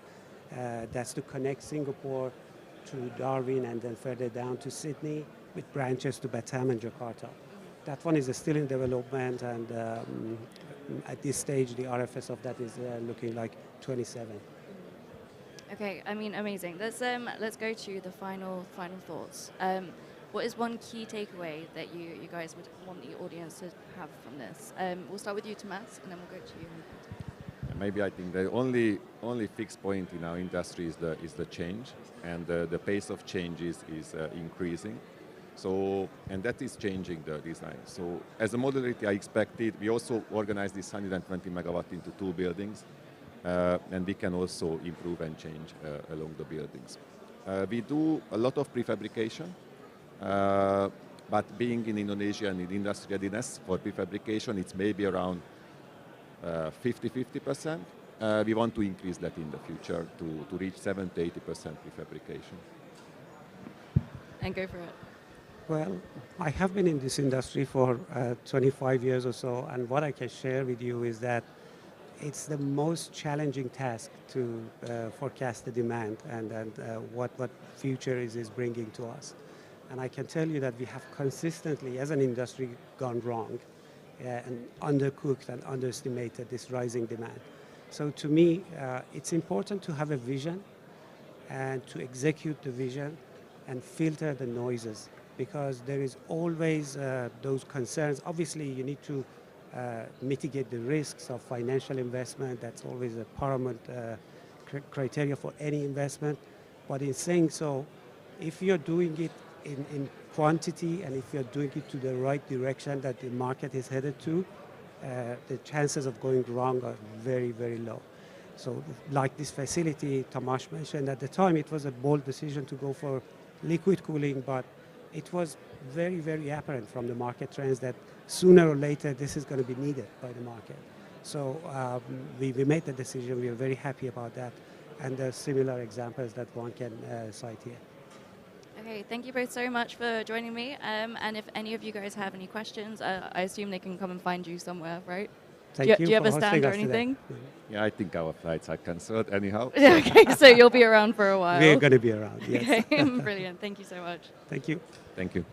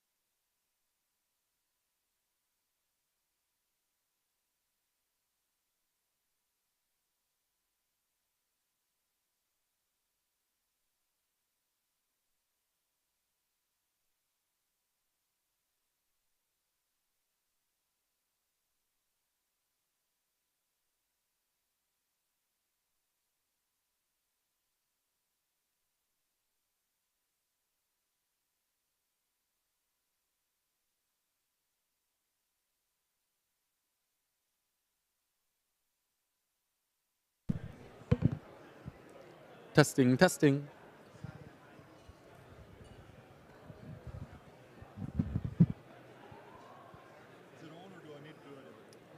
No, you should hear me. Testing, testing. Okay, can you hear me? Good afternoon, ladies and gents, from around the venue, around the ballroom. Come and join us back on the DCD Talk stage. We are live from DCD Connect Asia Pacific at a fantastic Grand Hyatt Resort in Bali. Thank you to those of you joining us here in person, but also on the live stream on datacenterdynamics.com and LinkedIn Live. Thank you for being with us. And hopefully next year you'll be able to join us in person. I'm delighted to be joined on the stage by Nabil Mahmood from the Nomad Futurist Foundation. Nabil has been hugely supportive of the DCD Connect series over many years, and we work in partnership with the Nomad Futurists all around the world. Nabil, I always like to start these talks with a little bit of an understanding of your career journey so far and the work of Nomad Futurists. Maybe for those who are less familiar, maybe you could talk us through, give us some highlights of career to date. Oh my gosh, I mean, so there's a lot to it. A technologist purely by an accident, not a career by choice. Supposed to play cricket professionally, and here we are, right? Trials and errors, broken bones. I fell off the horse playing polo, and my L1 through L3 had to be infused, and my left leg is all rebuilt. So pretty much titanium, most of it, and that route the career into the data center space. So I started my career more on the security side, early part of the infrastructure, and then got involved into designing and building software applications with ERP, MRP, that led into designing, building, and operating data centers. Did a little bit of spell in discrete manufacturing with industrial automation. Again, very much data-driven. So at the end of the day, everything was very binary. It was all data-driven, and data center ended up being that foundation. How did we get to start Nomad Futurist? So roughly about 11 years ago, I had my first 2 heart attacks, dead on arrival, and that was another curveball that was thrown at me. And I had to go back and figure out my purpose and the reason what I'm doing, and why I'm doing that. And part of the challenge was the fact that we are not getting enough young people into the sector. We started looking at it as a human capital deficit, and our narrative wasn't really where it needed to be. So the whole mission initially was to demystify technology for the masses, share our stories as individuals and as a sector to the broader industry, encourage people to come into our space. And that led us to develop Nomad Futures Foundation as an initiative and charter to provide tools, resources, and collaborative platform. Brilliant, thank you. And it's a registered charity. It's a foundation in the US. It's doing great work. Check it out, nomadfuturist.com. I don't know how I didn't know the cricket story until right now that we're live broadcasting, but thanks for sharing it. You raised an important point about the storytelling, and DCD obviously do a big event in Virginia every year that you've been a part of as well, and it's about 2,500 attendees, and actually we get picketed now. The event's got so big that the community can maybe not see the value always of data centers or misunderstand the outcomes that we're creating through digital infrastructure. I think sometimes as an industry we've perhaps been a bit guilty of not being able to demystify effectively enough, not being able to explain the outcomes that we're creating, not just the fact that it's compute in a building. Storytelling is key to that. Maybe you can give your view around the importance of storytelling, engaging more widely than we perhaps have historically, and humanising our world, our sort of digital infrastructure universe. Yeah, so a part of the challenge that we've got is that things have started to become extremely complicated. We were the people that used to hide under a stairwell somewhere, keeping the lights on. Server room in the back of an office somewhere. Exactly, yeah, Winston from the Office Space. Yeah. Well, all of a sudden Winston's is actually really important. I mean, there's no business, there's no company, there's no government that can operate without data. And being technologists or being engineers, we are not really good at storytelling. And that comes with a challenge, right? Because then nobody understands what we're doing, why we're doing it, and what are the reasons behind it. So being able to explain what we do, why we do it, is important. A good example of where we're at today, for instance, COVID happened, the world came to a screeching halt. Similarly, 1918 with the Spanish flu, right? Times were different, impacted a smaller region. This was a global impact. Now, if you look back in time, we've been talking about digital transformation and global experiences and having the ability to work remotely anywhere and a global economy, but it was still sort of a dream to live. COVID happens, we've got to take some corrective actions, right? And that was an immediate reaction. So just imagine, if we were good at storytelling, we would have been ready and not would have to react to the situation to continue to what we're doing. Hence the reason why it's important to be able to get a good narrative out and explain to people in their language as to what are the reasons what we're doing. So now, for instance, the challenges we've got in the space with power constraints, with human capital deficit, everyone's fighting. Nobody knows why we're doing what we're doing. And if we can get that through the communities, if we can get that through the governments, if we can get that through the younger generation, there will be the level of excitement and they're going to do right things for the right reason. It's a great point, and I want to focus in on that younger generation piece. You talked about the human capital deficit. I think latest estimates have that gap if demand continues. Right, so I mean, people like me that have been in the space for 25 years or more, that's 47% of the global workforce. So just imagine them retiring within the next 5 years. That number is massive, and we're talking 3.5 to 4 million people globally. So that becomes a major challenge. So what are we doing? So Nomad Futurist, besides just demystifying technology for the masses and creating that level of interest and excitement, it's to provide experiences, right? So we are targeting K through 12. We're talking about higher education and people in transition. And the idea is, I'm very much so about touching, feeling, and going checking it out before I jump into anything. Like, I mean, it's like you're not going to go buy a car if you don't get to test drive it. So let's bring those people into our space. Let's have a sit down. Let's show them what we do. How do we do it? So, you know, in partnership with DCD globally, we were able to bring students to these events, have one-on-one conversations, show them all the great innovation that we're bringing forward to the marketplace and why does it matter, right? We are taking students to data centers around the world. We are going out to schools and colleges and universities around the world to share our journey and bridge the gap. So for instance, if you're watching Netflix, you're on Twitter or other platforms, like how do they work? And what's the root of it all? And that's the physical layer that no one actually gets to experience, and then expanding on that and building those experiences. So we launched an academy which is basically going to provide basic education, general information, whereby these are how all the silos from electrical, mechanical, structural, architectural, coding, software, technology stack, application stack, security, finance, marketing, how do they all work and how are they all intertwined? And then based on your interaction, engagement, interest, we are going to get you into vertical streams, and then those vertical streams are going to help one become a subject matter expert with our partnerships with DCD Academy as well, for instance, whereby we can offer scholarships, which is going to result in internships, apprenticeships, and finally job placement. So it's all about exposure, experience, and education. It's a brilliant mission, thank you. You talked a little bit, both in your career journey, you've been security side, software side, and just then in terms of breaking down maybe those sort of legacy silos, IT, OT, compute, energy. If we're going to meet the scale of the demand that we've been hearing about over the past couple of days, we're going to have to start collaborating and working across these functions. Maybe you could give us your view on how to do that. How are we going to meet the scale of this demand? How do we make that easier? What does the ecosystem need to look like? So for starters, we actually need to break the silos that we've got today right now.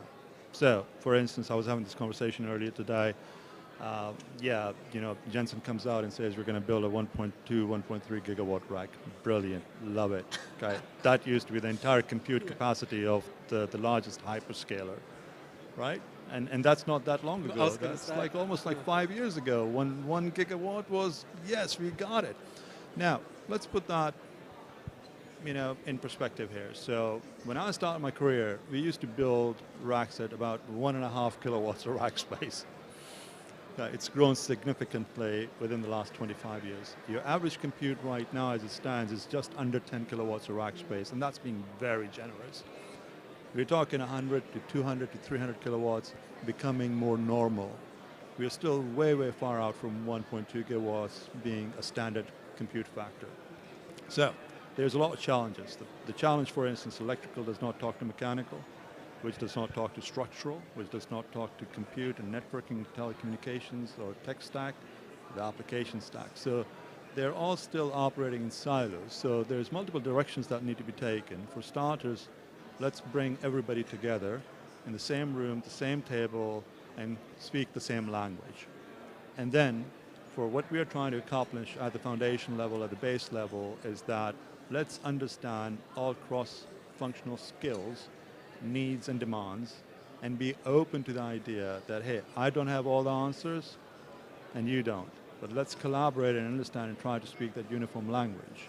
So it's got to be a multi-pronged approach, whereby we need to be vulnerable, right? So I was having this conversation earlier today with a gentleman about facilities getting more into controls. That wasn't a thing 3 to 5 years ago. They actually didn't even want to monitor anything. They didn't want any of the devices to be connected, yet today they want to be able to control their crack units and crawl units and UPSs remotely. And that leaves it open to vulnerabilities. I mean, that's now the weakest link in the chain, because if they press the wrong button, they issue the wrong command, the entire data center or the pod would go down, potentially resulting into a business being out of business. Communication ends up being the most important thing, and to be able to get your KPIs to interact with other business unit KPIs is imperative. Yes, it's a great point in terms of why is this important to me? How could this impact me? It's a good way of looking at it, because if you're going to bring those tribes together, you're overcoming quite a legacy of sort of cultural resistance. Absolutely. I mean, in data centers we overbuild. I call it a very simple 80-20 rule. So we need and don't overbuild it. More interoperable. We need and don't overbuild it. More interoperable, interchangeable. Absolutely.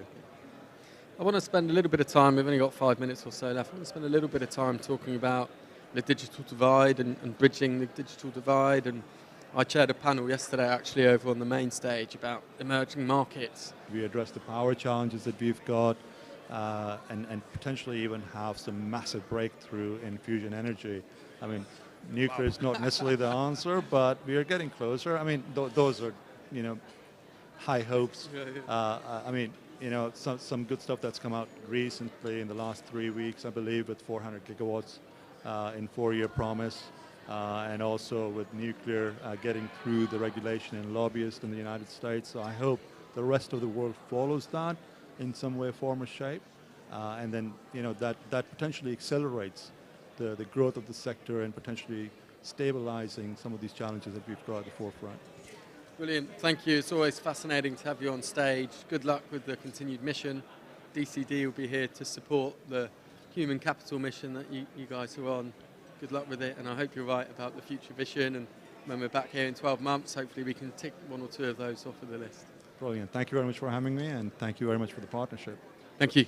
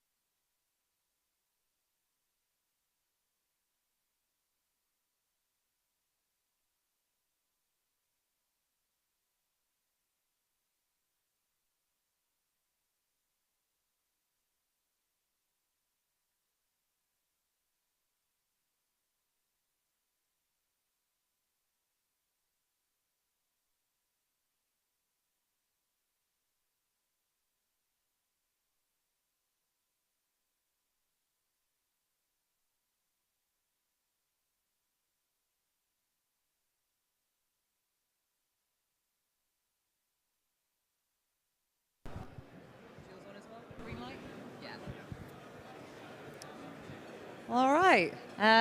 Thank you, everyone. So welcome back to the DCD talk stage, where we'll be discussing block redundant catcher systems for future-ready data centers with Matthew Calloway, International Key Account Director for APAC at Socomec. Welcome, Matt. Thank you. How have you found the event so far? It's been a fantastic couple of days. Got to interact with a lot of new people and also see some familiar faces, which is always good. So yeah, it's been fantastic. Well, appreciate you jumping on stage with me. I know you've got a really busy schedule with lots of meetings. But before we kind of get into the topic itself, perhaps you could give us a little bit more of an introduction to yourself and for those who don't know Socomec.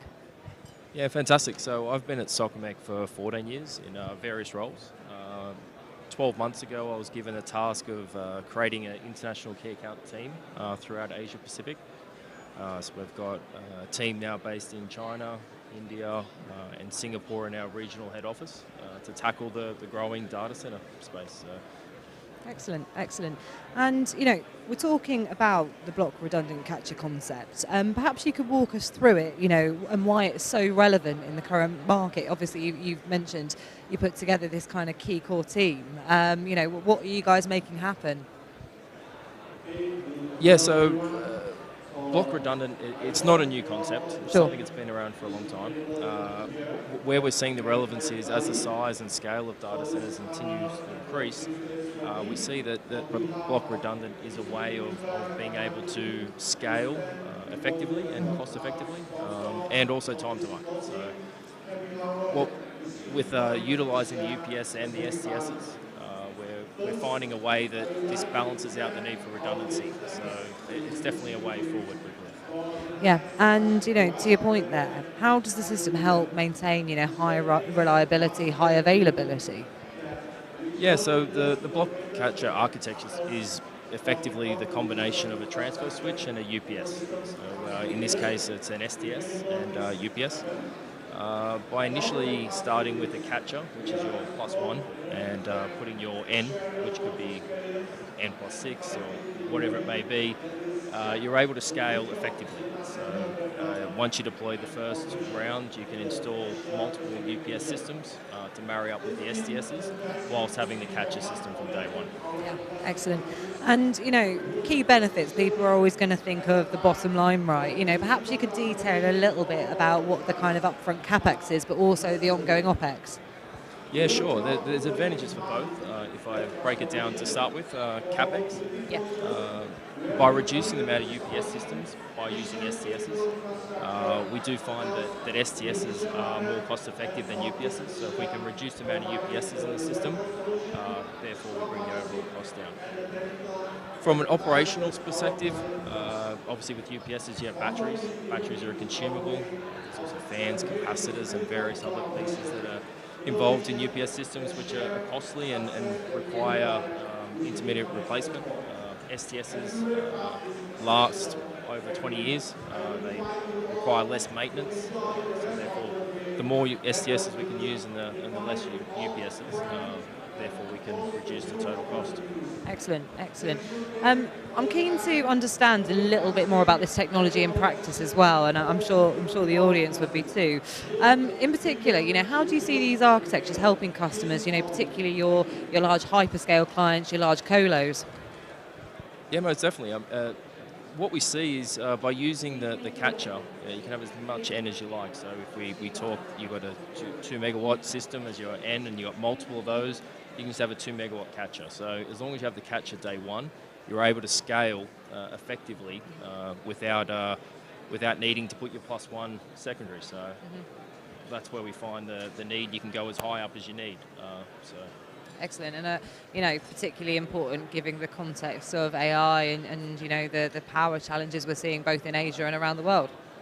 Yeah, most definitely. I mean, using the STS, you've also got flexibility on the distribution on the output of that STS. So if you've got multiple STSs or multiple UPSs, you can tailor to your customer's needs. So as that changes, the output of the STS and the distribution you have can also be adapted for that situation. Yeah, so a product which really helps kind of fit the bespoke needs of different clients, and whilst we've spoken about kind of colos and hyperscalers, presumably, we can use this on a smaller scale as well.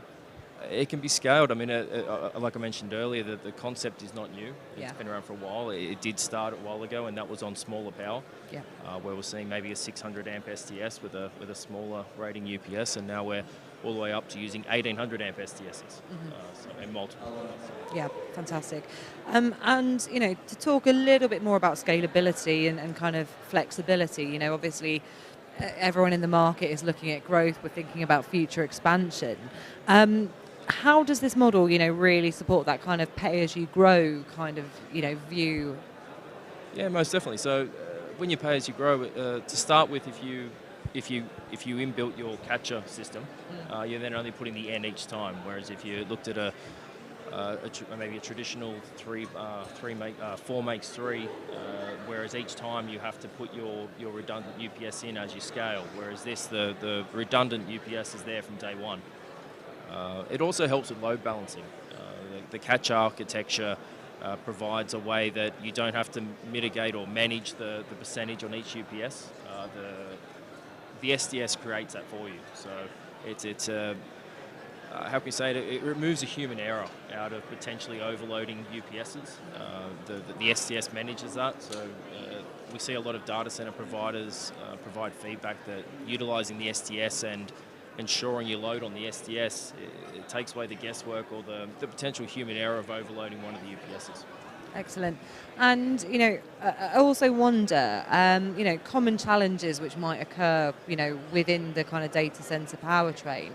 How can this sort of technology really help mitigate against those? I know you mentioned sort of demand response and load balancing.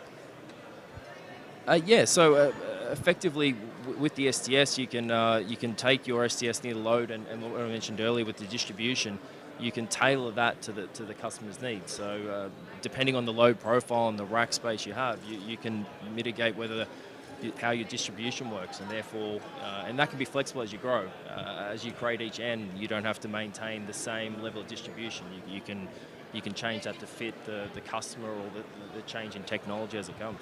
Nice. And, you know, just before we kind of jumped on stage, you know, obviously Socomec, you know, you're got a long history and relatively newcomer to the data center industry. You know, which other kind of industries have you worked with, and you know, how have you seen this kind of technology, you know, help manage kind of critical workloads or, you know, kind of critical power in the past?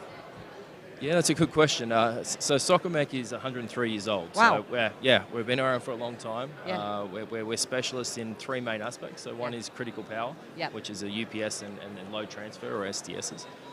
We also have our switchgear and energy efficiency division.